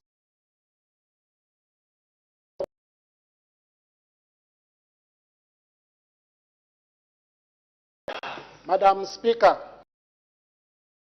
government which knows that their people are hungry, the cost of living is high, the debt mountain is high, start considering delimiting constituencies. How can a government think that they cannot areas because there's no money, they can and the motion was here on the floor of the House last week when I was urging government, there is no money. Madam Speaker, where will the money come from? This chamber, Madam, cannot even contain the members who are here now. Telling me that you have to expand where that money come from. Madam Speaker, constituencies around the country do not even have constituency offices. They have to rent. The National Assembly has not finished building constituency offices. Where will the money come from, Madam Speaker? Where will you find the money when your country is having unsustainable debt, Madam Speaker? Order, honorable members, order. Order. Can we have order in the House? Honorable members, just a guide. We are debating the presidential speech that was delivered on Friday. And as we are doing that, please let us be focused on the debate. And then for your advice, the honorable ministers, they've been given 3 days to come and respond to whatever issues will be raised during the debates. So, honorable members, let's be patient. Let's allow each other to debate, being mindful of the speech that was delivered on Friday. We have to be focused on that speech. The honorable member for Lunte. A leadership, Madam, leads for people. You don't lead for yourselves. You cannot be considering to make things better for leaders, make things better for people. Madam Speaker, revert the MPs back to the councils. The President spoke to that. Madam Speaker, let me give you an example of a council where a minister is a member of parliament, elected minister. I'll say, for example, I'll take Northern Province in Kaputa, where a member of parliament is also a minister. Madam, every council meeting, this minister will have to go to the council. What it means is that a minister, a driver, and a protocol officer, and fuel for the vehicle, service for that vehicle, will have to be loaded to government, Madam Speaker. Madam Speaker, Madam Speaker, is this the time to start thinking like that as a government? Is this the time to start thinking about putting money into leaders, or this is time to think about putting money into people? People are going with load shedding, Madam. They are being load shedded. In some instances, 7 hours, 8 hours, 12 hours of load shedding. Why don't you put that money into the import of electricity so that your people can have power and businesses can be able to flourish? Madam Speaker, why don't you put money into agriculture? The cost of living begins to come down. This government is thinking about putting money into leaders. Madam Speaker, this for me is something I am unable to support. Constitutional amendments are not a priority for this country. What is a priority is solving the high cost of living, solving the debt mountain. You have a debt mountain which is unsustainable. Honorable member for Lunte, there is an indication for a point of order. The Honorable Member for Solwezi East. Thank you very much, Madam Speaker. Madam Speaker, according to our standing orders, number 75, 71. 70? 71, man of speech. Madam Speaker, the member on the floor is actually asking that where will the money come from? As if forgotten that the same question was being asked even when the president talked about bringing CDF and free education. And the money was found because the president said he had to remove the money from the big thieves from Lusaka. So that the money could go to our constituencies like Mushindamo. Is in order, Madam Speaker, to begin to ask that question, which is actually, I can describe it, that question is not even supposed to be raised here because it was already answered. And he has the answer. If he is not delivering in his constituency, then he shouldn't bring that answer here, that question here. Madam Speaker, is in order to ask that question, which the president had actually proved to this nation that money. Thank you, Madam Speaker. The Honorable Member for Solwezi East. Honorable members have got different styles of debating. Sometimes an honorable member can bring up an issue with a question and he continues debating. Like I had mentioned when I was guiding the House, I simply said that the honorable ministers have been given 3 days.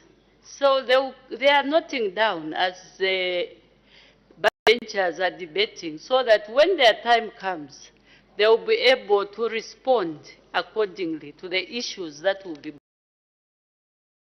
Without a question, the honorable minister will respond. So there are different styles of debating. Let's make progress. The honorable member for Lunte. Madam, I was saying you have a sustainable debt by you, but instead of paying attention to that debt, which continues to increase, you want the cost of running government and not increasing money going into the bellies of the people. Bellies are empty. But it reminds me of what the UPND considers the people of Lusaka big thieves. So the money has been taken from big thieves in Lusaka. You, the people of Lusaka, you need to be dignified. Madam Speaker. Order, honorable members, order. Madam Speaker. The honorable member for Lunte, I'm sure you had prepared your debate. Continue with your debate. I'm following your debate. Please continue your debate. Don't respond. You may continue with your.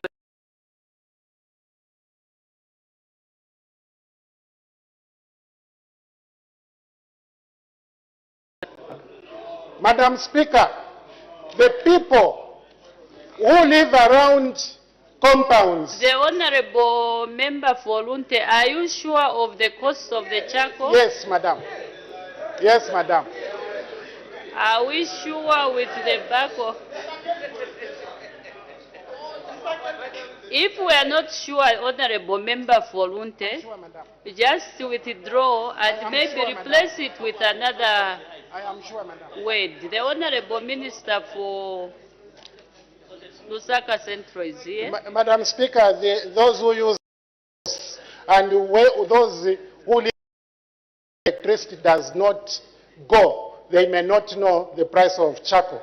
Madam Speaker, 50 kg mini meal. The honorable member for mini meal is 450 kwacha. The honorable member for Lunte, it will be fair if you just say the charcoal is expensive. If you are not sure. I know the price. It is 750. It is 750. I know the price. The honorable member Fonkana, the honorable member Fonkana, please don't debate with it. The honorable member next to the honorable member Fonkana, I'm just guiding your neighbor there. You've continued also. I was just asking for you to get the other ones as well, Madam Speaker. This Congo MP. The honorable member, that is Lukasha. Please leave us. Can you leave us for today?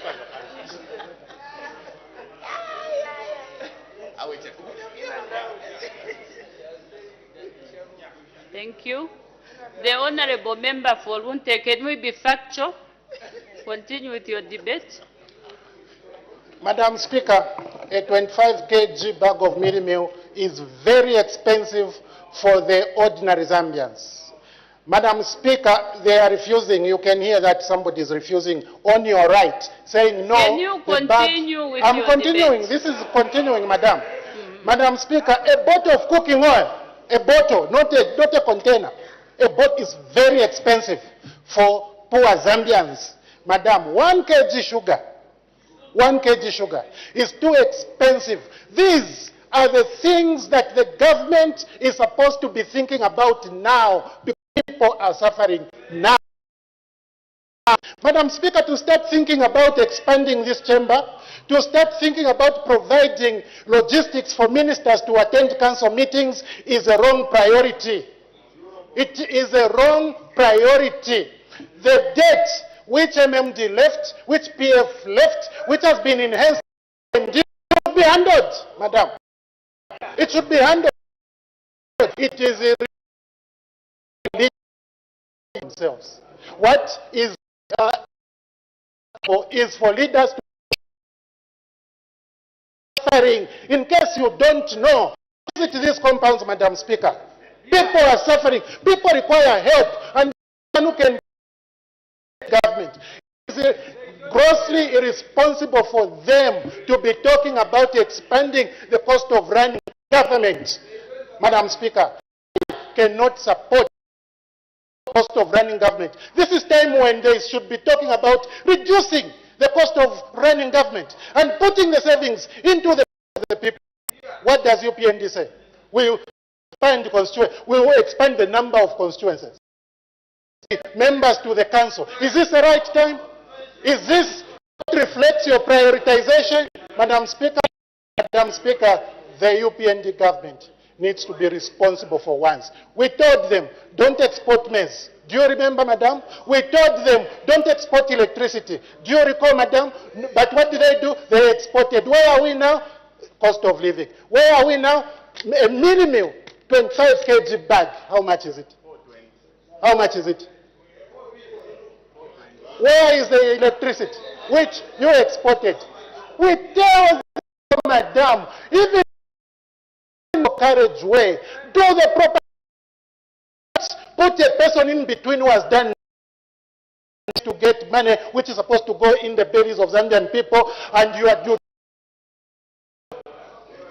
Madam Speaker, the cost of running government should be reduced and not increased. This is where we are. This subject should be brought to the House or even to the Zambian people at a time when the economy is doing well. When people are able to eat 3 square meals a day, then you can bring this subject. Not now, Madam. It's irresponsible. Madam Speaker, I thank you. Your time is up. Let's not be annoyed when we are debating.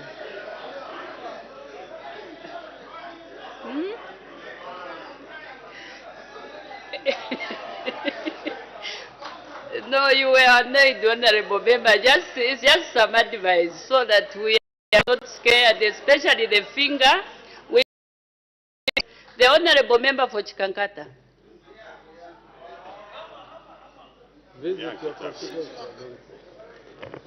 Thank you, Madam Speaker. Madam Speaker, I rise to debate the address by the President of the Republic of Zambia, Mr. Hakainde Hichilema, on the application of national values and principles on 28th February 2025. Madam Speaker, the President highlighted very crucial thematic areas that require our support. Madam Speaker, before I go further in my debate, I would want to highlight that when talk of the economy of scales, you can't have the same price of a bag of meal that you had in 1994 and you have it in 2025. A lot of factors have happened. So it's very important to understand the economies of scale, and then we will appreciate where we are today. Hence, Madam Speaker, allow me to focus my debate on the two thematic areas, morality and ethics, and also good governance and equality, good governance and integrity. Madam Speaker, the President highlighted that in this country we have a challenge of alcohol and substance abuse. Madam Speaker, right now, when you go to Chainama Hospital, the majority are young people. This has brought devastation among young people, the families, and the communities in the country. This is an issue that we need rehabilitation and law enforcement. However, Madam Speaker, we have a government and excellence, the President of the Republic of he brought the free education. That has removed our young people from the communities. Our children are in school right now. Our children are doing skills training. In doing that, we've removed from them from that are involved in research. Madam Speaker, through the streets of Lusaka every 7 hours, you find our children with some bottles of energy drinks. And when you check in that energy drink, there's alcohol. The Honorable Member for Mukushi South and the Honorable Member for Kamfisa, why not just step out to discuss from outside? You are disrupting the debate. The Honorable Madam Speaker, when you check in those bottles, you find that there is alcohol in those bottles because we had irresponsible government. And the solution under the leadership of Hakainde Hichilema was to introduce free education, skills training. Madam Speaker, highlighted early marriage. Madam Speaker, early marriage is a violence to human rights to our children, especially a girl child. These children need to be protected, need to be given safe, supportive environment. And we are doing this under the new Dawn government.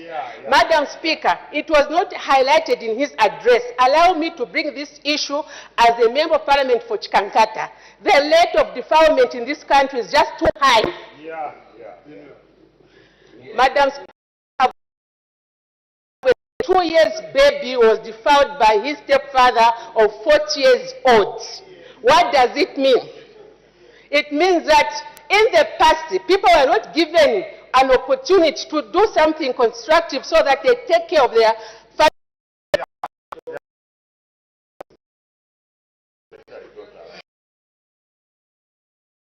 It's very important for government like we have right now. Madam Speaker, we have one of our local languages where they say, the government that never thought that it means that my daughter take care of me today, I'll take care of you tomorrow. You will take care of me tomorrow. This is what a new Dawn government is doing by giving education to our children because they understand that tomorrow this child will take care of me. But we had a group of people who thought that wealth was within themselves.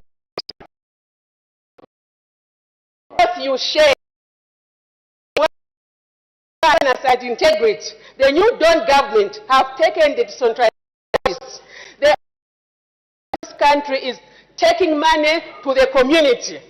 Our people are able on what Speaker in Chikankata, the first. Honorable members, you are disturbing.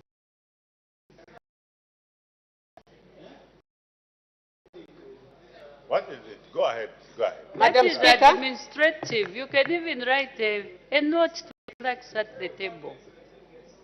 Let's give her a chance to debate. The Honorable Member for Chikankata, please continue. It's their couch of step, but they can't manage me. Madam, like I said, that when talk of decentralization, under a new Dawn government, we've taken money to the community where our people are able to identify their own problems. I'll give you an example. In Chikankata right now, we have the first world-class maternity annex. Why? It's because of the good policy direction of His Excellency, Mr. President Hakainde. His Excellency. Mr. President. Right now in Chikankata, Madam Speaker, since independence, 60 years after independence, but within 2 years of the people are drinking water from the tap. Clean water. Why? It's because of the good leadership. The first and you develop a country with anger. In this country is unity, peace, and love. And that's what this document summarizes. We can't allow people who are busy propaganding every day. Propaganda has taken a center stage in this country. Why? When we are given of the resources of this country, especially under the new Dawn government, where every member has an opportunity to decide on how to develop their constituencies, it's time to sit down and make the right decision. And remember that you are here today, but there's a generation that will come and will appreciate you. They will not appreciate you by just disturbing, just propaganda. You wake up in the morning, the only thing you do is to write about your government and insult. That's not leadership. Let's be leaders who are mentors to the young people. What we are seeing side of my hand, the only thing people think when they wake up is, how do I shame them? You can't be a good leader. Madam Speaker, let me talk about corruption. An obstacle to the development of a nation. But under the new Dawn government, we are able to see the fight against corruption. This is the reason why some people are being imprisoned, assets are being seized. This is to tell us that this is wrong. Even if you wanted to do that, you will not do, because you know the bad side of being a corrupt person. So, Madam Speaker, like I said earlier on, this document is about peace and love. Unless those who just want to argue for the sake of arguing.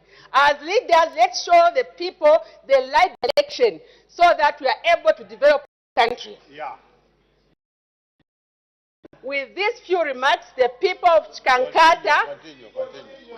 Continue.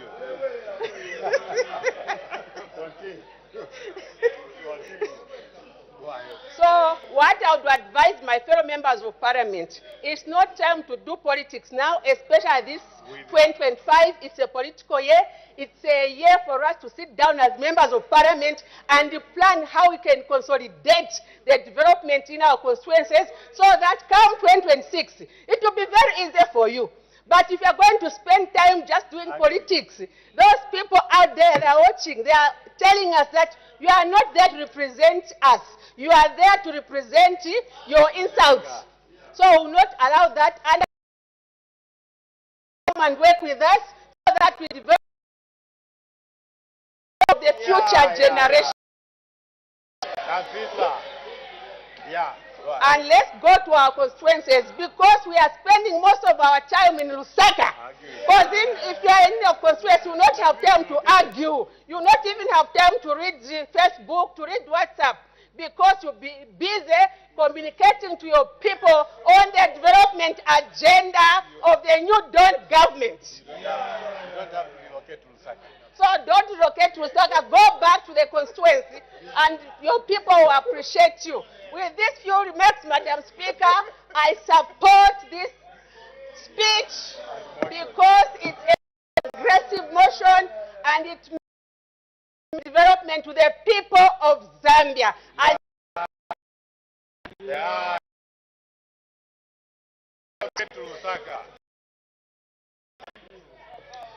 The honorable member for Katombora, please next time don't pass in front of the person debating.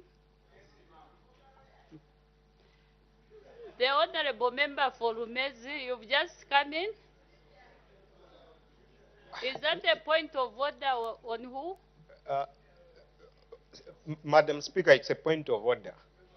I'm worried with the way the previous speaker has been debating, because this is a house of decorum and etiquette. Her speaking shows a gesture that she intends to throw some knuckles. So I was seeking your serious indulgence, Madam Speaker, as to whether she was in order to speak in that fashion, knowing that this is a house of decorum. I thank you, Madam Speaker. The honorable member for Chikankata, I think there's nothing wrong with the way she was debating. I had actually guided, like the previous member who was debating, who looked very annoyed.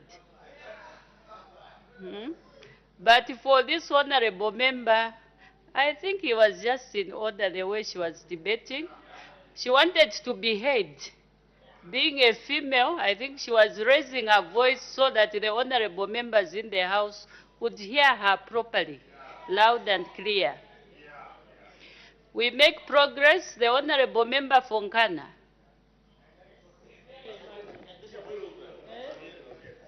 Madam Speaker, I have personal love and respect for the President. This is the fourth time the President is coming to Parliament to address us on how his government has applied, as stated or as dictated in Article 9, which principles are enshrined in Article 8, and which principles refers to morality and ethics, patriotism and national unity, democracy and constitutionalism, good governance and integrity, and others. Today, I'll speak to issues of good governance and integrity. I belong to, an organization called the Movement for Good Governance, also referred to as ICHABA. We promote the participation of young people in governance, and I want to speak to that. I am saddened, Madam Speaker, as I speak, because when I look at the four speeches from the time the President started coming to this August House, you can even predict the next statement. It is the same statement, Madam Speaker. The expectation of this Parliament is that the President must speak to this House on the progress that has been made on each and particular year regarding to how the government is applying these principles. The handlers of the President could have done a favor to the Zambian people by perhaps guiding even this statement on page 21. This statement says, let's give a round of applause. In this House, we don't clap. We witness the worst form of disrespect and cadarism to this House. People were clapping up. Some members were clapping here, Madam Speaker. The decorum of the House cannot be compromised.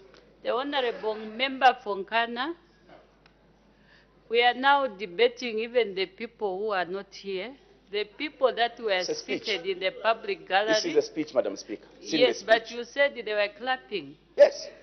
He asked them to clap. It's in the speech. Honorable member, like I'm saying, those people are not there. Let's not debate those people that are not here. Thank you, Madam Speaker. They don't know the rules about the House. They don't know the rules about this House. So for that, please, let's not discuss the people that are not in the House.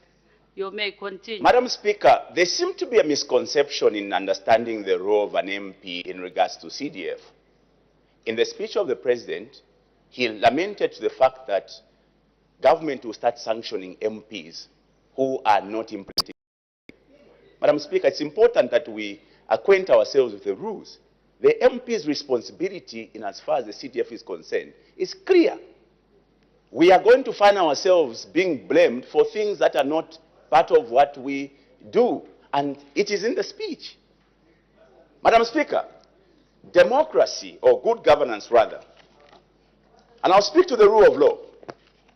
Madam Speaker, the rule of law is a political ideal that entails that all people and institutions in a country are answerable to the same law. What this ideal entails or tries to do is to remove what George Orwell spoke about in his book called The Animal Farm, where some animals are more equal than others. Sadly today, we have a two-tier system of laws and the application thereof. People are going scot-free, having committed one crime, others are being arrested. We have witnessed instances where a member of parliament in this house makes a statement to the effect that some people in one district are more intelligent than some people in another district. They call it hate speech and is before the courts. Another minister of the UPND goes to a province, cause the people of that province to be suffering from mental poverty, is walking freely. George Orwell, Animal Farm. Rule of law, Madam Speaker. Madam Speaker, in the rule of law, you promote the exercise of our rights and freedom, particularly to speak. Today, Madam Speaker, it is common knowledge that every citizen who speaks will be charged with seditious practice. Honorable Member Rule of law, Fonkana, Madam Speaker. Rule of law. The Honorable Member Fonkana, what you've just said, I don't think it's true. You said every citizen that speaks. Are you saying all the Zambians who speak? Madam Speaker, if you followed me, I've spoken to the way the law is applied in a double standard. I'm talking about the sentence which you just I raised. wanted to qualify it. Every citizen. Madam Speaker. I'm very uncomfortable by that statement. Let me remove every. Citizen. Madam Speaker, I'll remove the word every. A lot of citizens today who have commented on how this government is governing have ended up being slapped either with seditious practice or hate speech. We've witnessed in this country where one person makes an insulting or makes an insulting language or comments or rather insults, they are paraded before the courts. Some young people in the northern province staged a press conference where they were, threatening to circumcise citizens. They are free.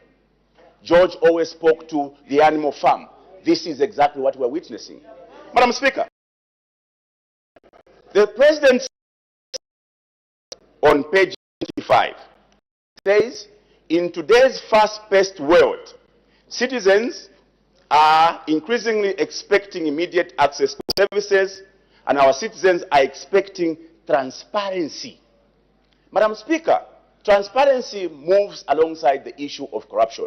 When there's no transparency, it breeds to corruption.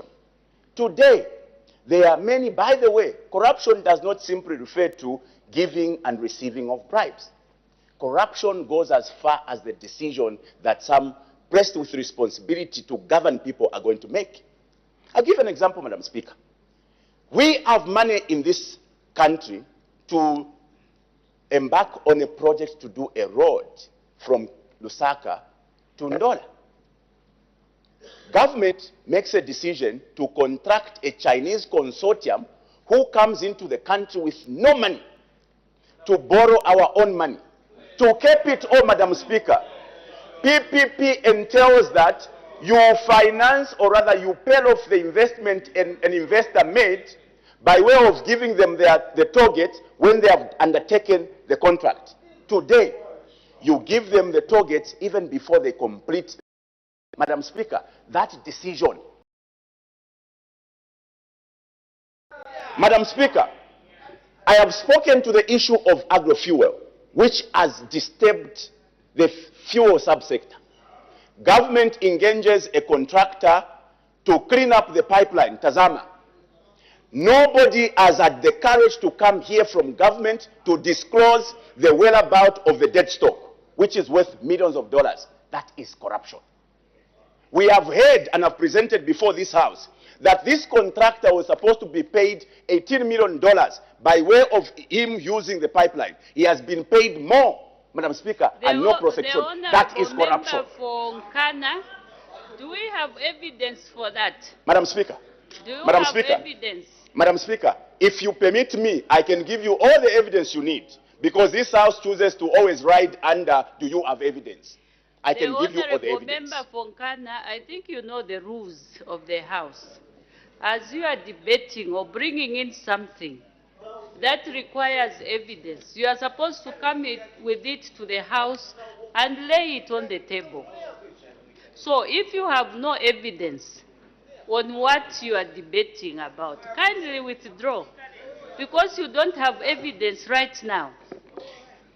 Madam Speaker, for your comfort, I withdraw since you want evidence.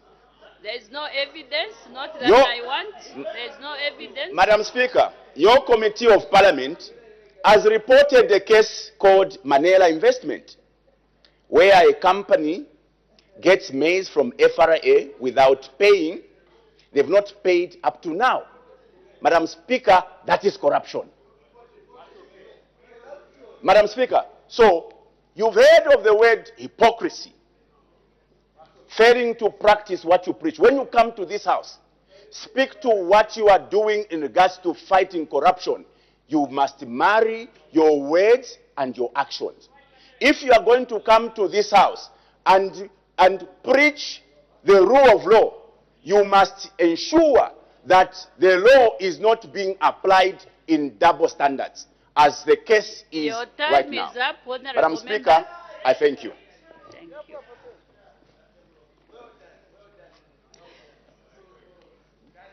The Honorable Member for Senanga.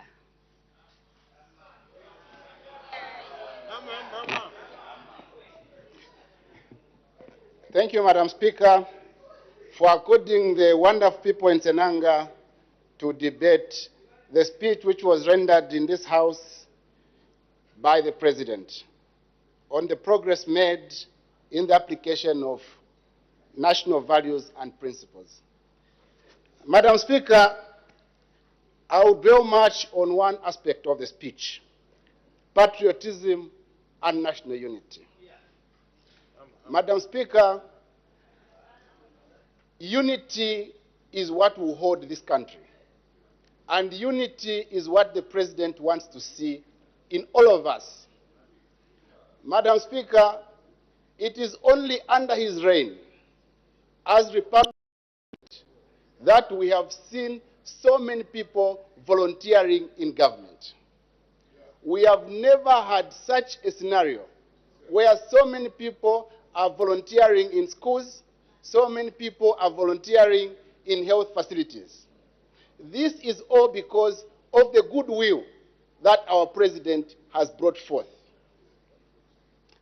Madam Speaker, the President applauded marketeers and people in various sectors of our economy who are working hard.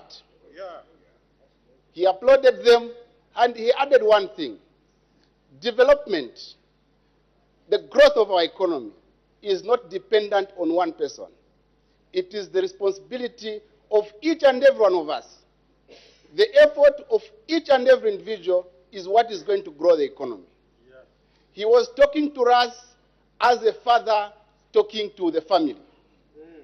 He is trying to inculcate good morals and values in all of us, which morals and values will help to grow this country. Madam Speaker,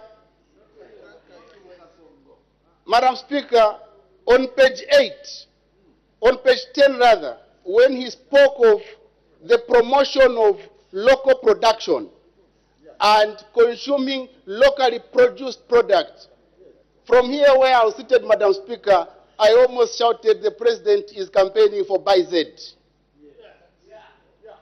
It is very important that we produce and consume what we are producing and export excess. He's trying to send a message. Let's try to prioritize our own things so that we're able to grow our economy. Madam Speaker, whereas the government is doing its role of maintaining peace, tackling the legacy debt that we have, and creating an enabling environment for business to thrive. Each and every one of us needs to work hard. It is the hard work from each and every one of us that is going to grow our economy. That message has been repeated in his speech so that it can be inculcated in each and every one of us. Madam Speaker, he also took one exception that I'll point at. There are people, Madam Speaker, in this country who are in the habit of borrowing money without intention to repay it back. We have people, Madam Speaker, who are going to borrow money from CDF loan component, who are going to borrow money from CEC, who are going to borrow money from SAF without intention of paying it back. Madam Speaker, there has been a complaint in this country from the entrepreneurs who've been complaining about lack of access to finance. Our president has provided financing which has never been in this country. However, this financing which has come forth must be used to grow the country and not as a waste. I'm afraid, Madam Speaker, the reports we have to do with repayments from CDF loan component at 2 and 3% are painting a very gloomy picture. 3, 4, 5 years of people showing that the monies which are going in loans are not being repaid. What would be the recommendation? There could be a recommendation that that part be removed because of few individuals who got the money and didn't want to pay it back. Madam Speaker, the president has made something very clear. Let those who are going to borrow to use it for the businesses they've borrowed and be able to repay that money so that it is a revolving fund, so that others also are able to access the same facility. Madam Speaker, another aspect, for our government to run, we need money. The aspect of paying taxes. He's given counsel. Let it not be only a moral thing for anyone to be able to pay tax. Actually, paying tax should be seen as an essential element that each and every one of us must be able to appreciate, because it is that money which is buying desks in our schools, which is building schools, which is buying medicines in hospitals. Madam Speaker, as I conclude, we welcome the proposed constitutional amendment, which will see a constituency like Senanga, which has the second largest population in Western Province, and by far very big, being delimited. Madam Speaker, with these few words, I support. Thank you. The Honourable Member for Kantanshi. Thank you very much, Madam Speaker. As I rise to associate myself to the speech that the President delivered in this August House, my focus will be to try and domesticate that speech.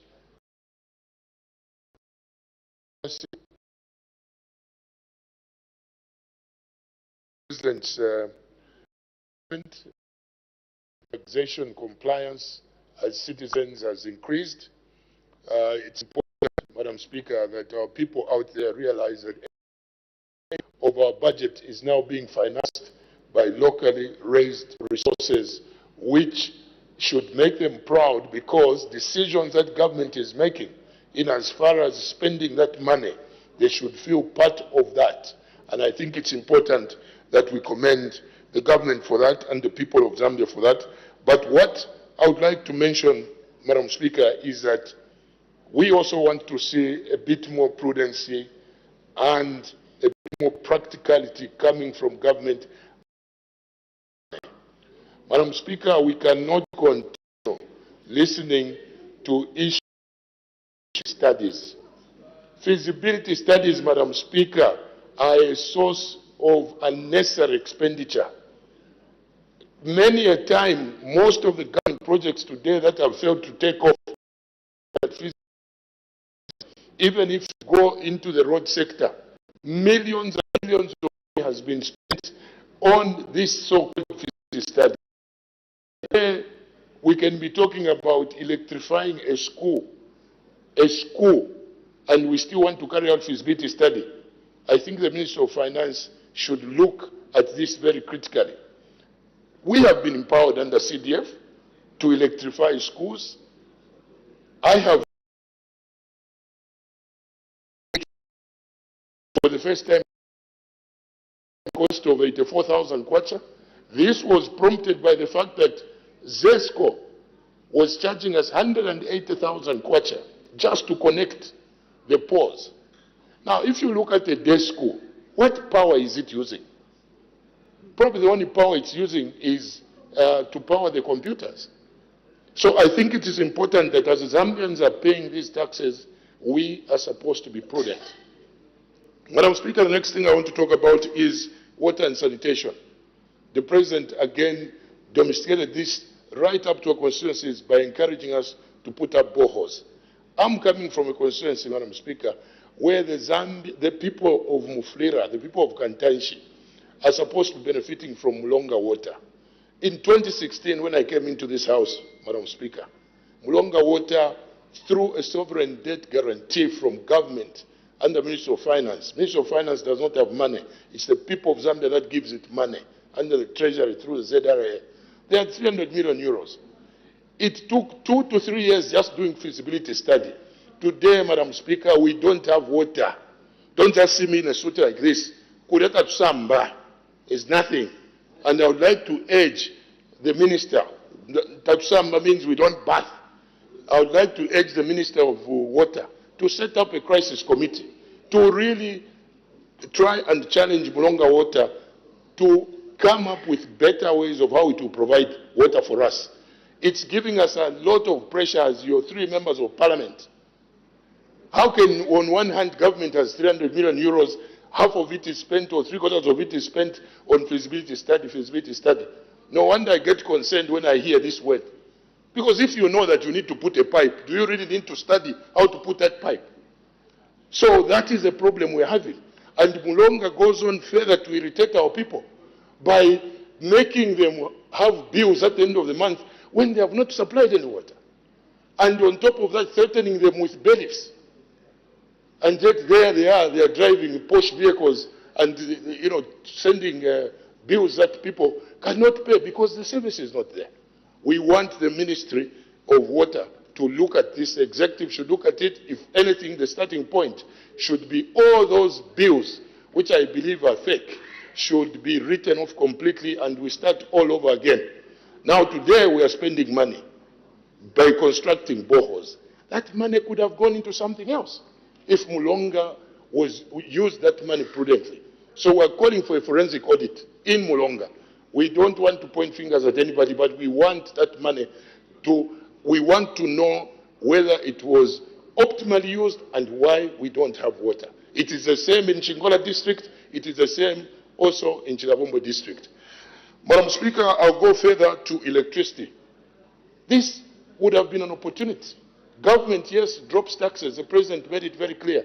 But government has never made follow-ups to check whether those taxes that have been removed are really being passed on. That benefit is being passed on to the people by people having cheaper solar products bought and their lives continuing to function as normally. That has not happened.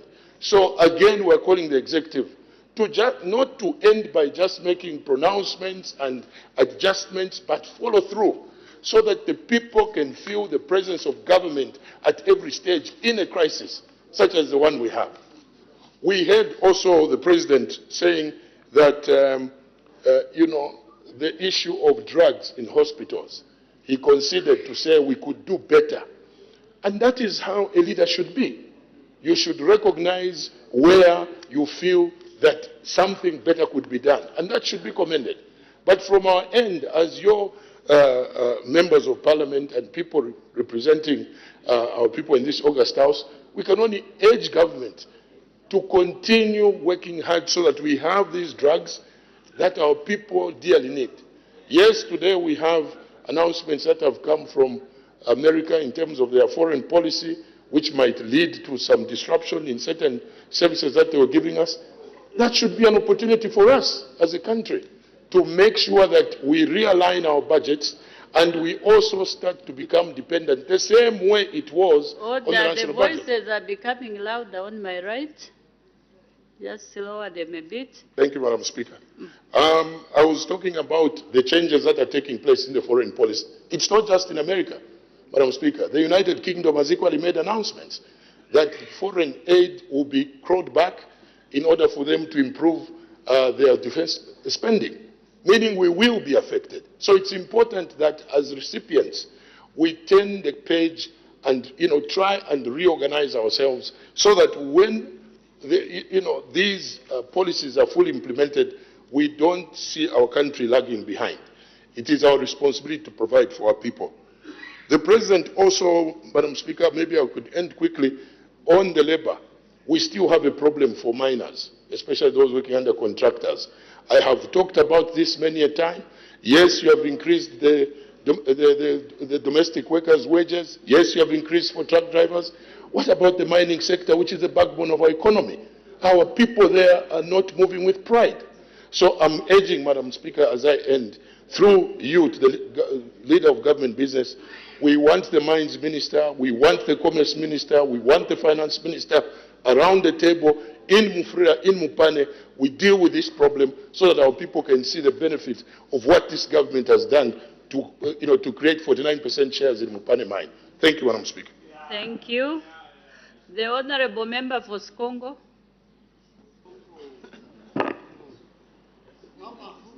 Thank you so much, Madam Speaker, for the opportunity given to the people of Skongo to add a voice on the President's speech on the progress made on the application of national values and principles.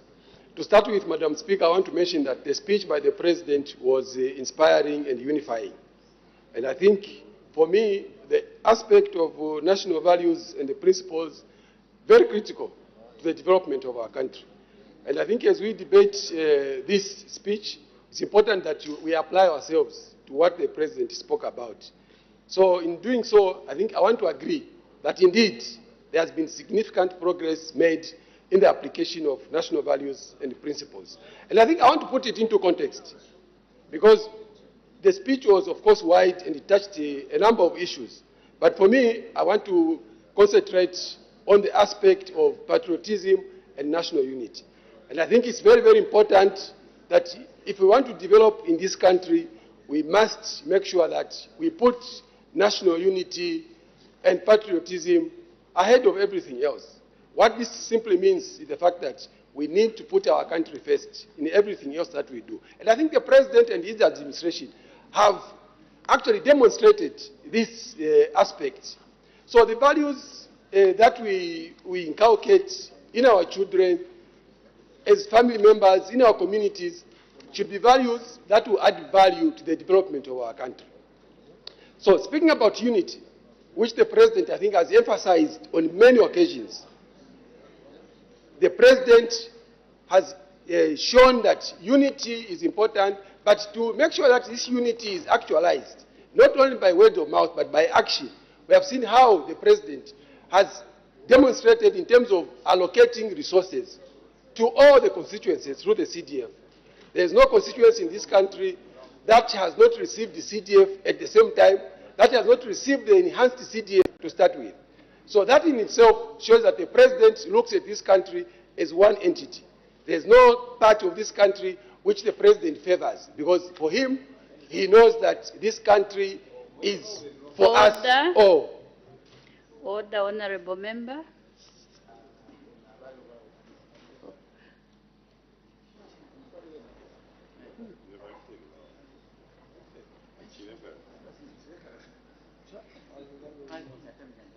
You may continue. Okay. Thank you so much, Madam Speaker, even though I had lost my thoughts. But Very however, sorry about what I was saying was that, you see, we have a leader and a leadership that has put this country first in everything else that they are doing. So I said I wanted to put the speech into context in as far as national unity is concerned. For us, the people of Congo, I will tell you that way back, the previous administrations that have managed the affairs of this country did not put us first because development in Congo was far-fetched. But today, when you go to Congo and you look at what the president and his administration has managed to do in a space of just 3 years, you'll be shocked. Because today, as we speak, we are proudly saying that we now have a radio station, which we have named to Congo FM. And what to Congo FM means is, let us unite. Just like the president has put it. We have put unity also ahead of everything else that we do. Because without unity, we cannot develop. Today, if you go to Congo, you find a mortuary, which we never had. We used to bury our beloved ones in a hurry. But today, through the CTF, which the president has given to us, we have a mortuary. Today, as we speak in Congo, areas that never used to have rural health centers, we are talking about over 16 rural health centers that we have managed to construct through CDF. We are talking about maternity wings. We are talking over about 10 maternity wings that we have managed to build through CDF. As we speak today, we have a secondary school that is being built. We have got 3 other secondary schools that have just been introduced in a space of just 3 years. So when we are talking about a president that is trying to take development to the rest of this country without any discrimination, then we are talking about President Hakainde Hichilema. And that's why I think as a country, for the first time, we must rally behind a president who means well. This president does not discriminate on political lines, it does not discriminate on regional lines, it does not discriminate on tribal lines.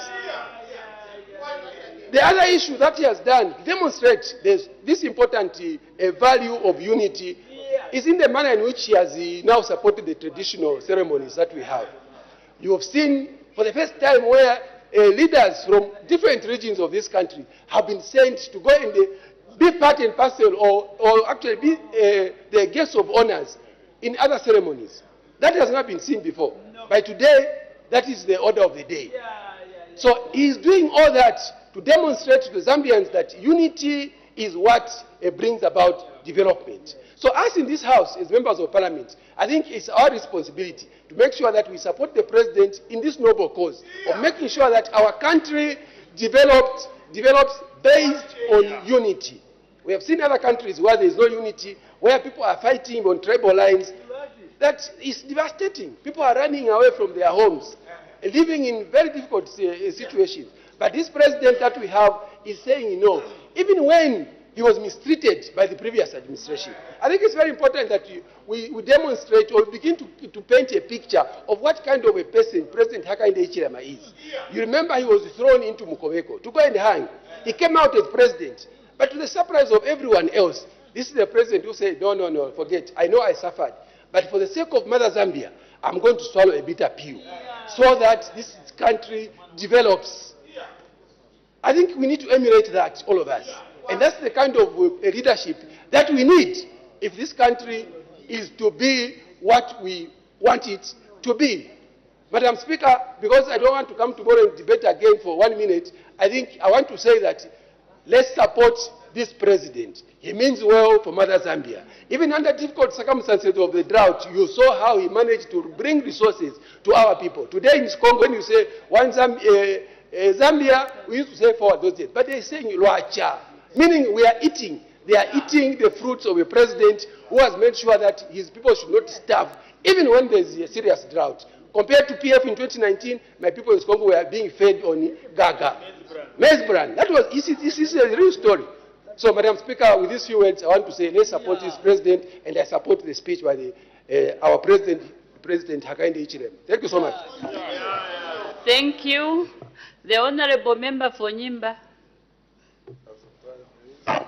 Thank you, Madam Speaker, for this very rare opportunity to contribute on the speech of the President. Madam Speaker, there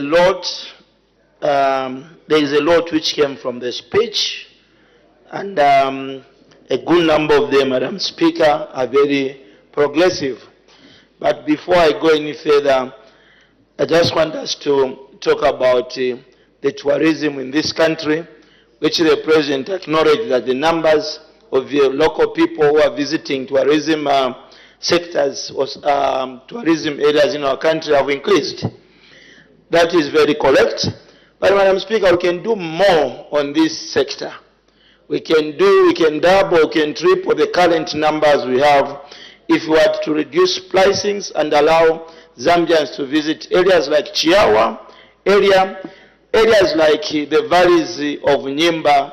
Madam Speaker, if we were to open this to local tourists, it is going to add more revenue to our coffers. What happens today, these are areas where only the rich visit, only the foreigners visit. Madam Speaker, and these are areas, when you go there, you appreciate, you may even think that you are not in this country, Zambia, because they are well developed in these bushes of ours. But if you ask a good number of MPs there, here, Madam Speaker, none, maybe two, because of their portfolios that have been there. So my prayer is that Minister of Finance, you need to look at this and let's see how we can encourage our local people to visit these areas. Madam Speaker, I'll be failing in my duties to speak on a very, very important thing because this thing affects me. Madam Speaker, a lot has been done and achieved through CDF. A good number of projects, Madam Speaker, to areas like Nyimba, which was one of the least developed constituents, because usually it used to be forgotten by Lusaka and it used to be forgotten by Chipata. But today we've got resources to develop clinics, Madam Speaker. I think my minister, the provincial minister, has been in my constituents to open up a good number of projects. And as the people of Nyimba, we appreciate what this government is doing for us, because a good number of schools. Madam Speaker, you may wish to know that even if we still have few glass or bamboo thatched schools, we are developing every 6 months. We're coming up with not less than 6-9 classrooms. So meaning we are moving every day. But if you look at a constituency like Nyimba, which, Madam Speaker, sits about close to 12,000 square kilometers, it's the biggest constituency in the Eastern Province. If you put Petauke, Msanzara, Kaumbwe together, Madam Speaker, you push them there, there will be a remaining space which another constituency can be born out of it. I'm surprised when somebody starts fighting the good cause to do delimitation in our constituencies. Madam Speaker, today, everyone should think of supporting. You are not going to develop. Madam Speaker, let me be very honest here. Democracy is expensive. And if we want to find a cheap way of doing democracy or developing this nation, Madam Speaker, we're not going anywhere. I know there are issues of politicking. I think this should come to an end. We need to serve our people. Madam Speaker, how would you manage a constituency? How would people in a constituency, which stretches like from here to Kabwe, appreciate somebody who is fighting the idea of delimitation? I think the President was on it, and we need to support him for that. And Madam Speaker, I'll challenge that front bench of yours, Madam Speaker, that front bench there. Madam Speaker, that front bench should move quickly and implement this. We shouldn't be coming the next sitting, we are not talking about this. Then we are not doing our duties as members of Parliament. The executive, Madam Speaker, if they are not going to manage bringing this, then I think they are scared of a few people who are not progressive in what we need to be doing as a country. We need to move and make sure that next year, Madam Speaker, if you go to Munirunga, if you go to Kasempa, there's one in the southern province, a constituency where when you enter in Livingstone, you find it. When you exit Livingstone, you find it. What kind of a constituency? Kazungula. So these are the things, Madam Speaker, we should be talking about. Let's be progressive. Let's not fight government where it's not necessary. Let's give ideas to government that will be very progressive, will help us as a nation. Madam Speaker, Let me add on something which is very important. Patriotism in this country, Madam Speaker, has gone down.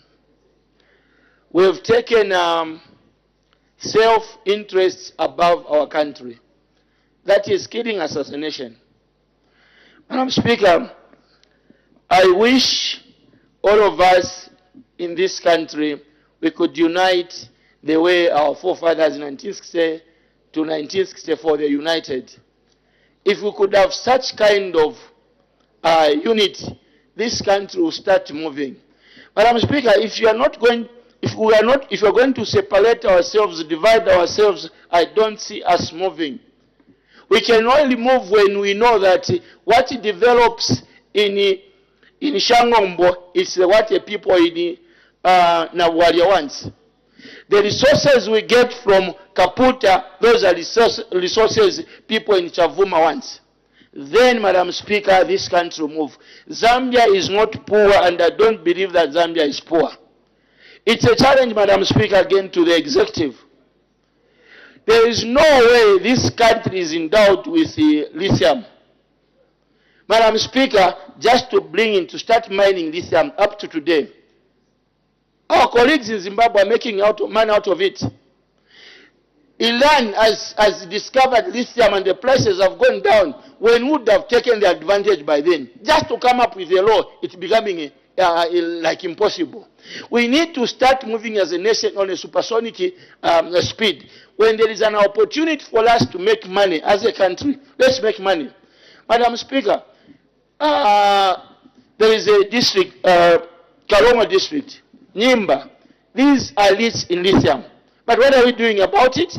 We are still doing feasibility studying. We need to consult. Madam Speaker, today, Sujite is being smuggled in Luapula province. If you ask the executive, they'll tell you we don't have Sujite in the country. These are the things we should be looking at. If people are insisting on it, why? Can we send our people there and find out? Can we send our intelligence people to go and find out what is happening?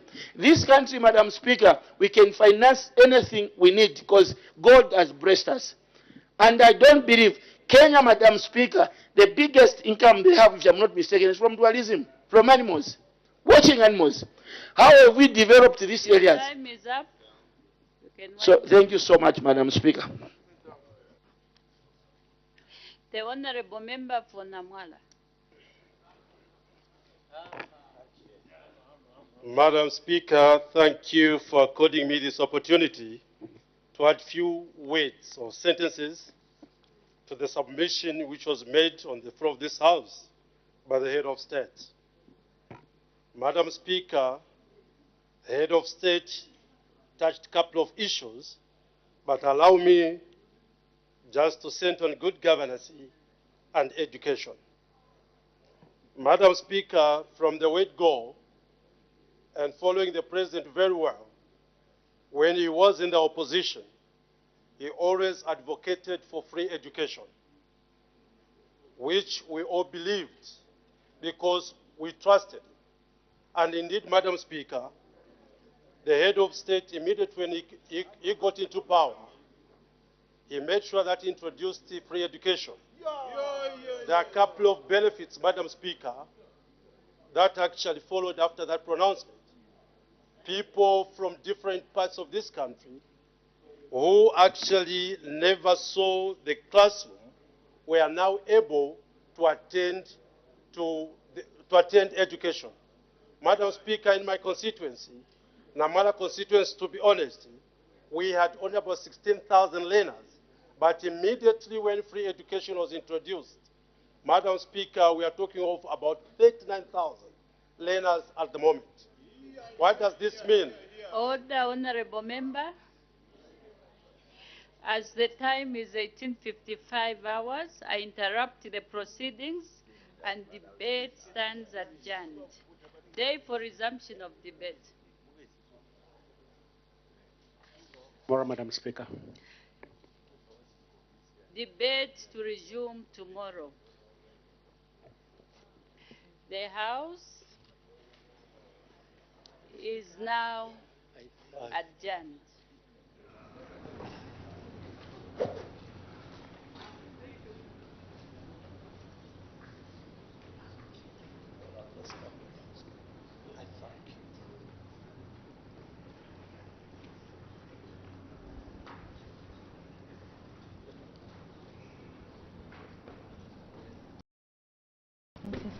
Is the time on Parliament TV, and the House has just adjourned.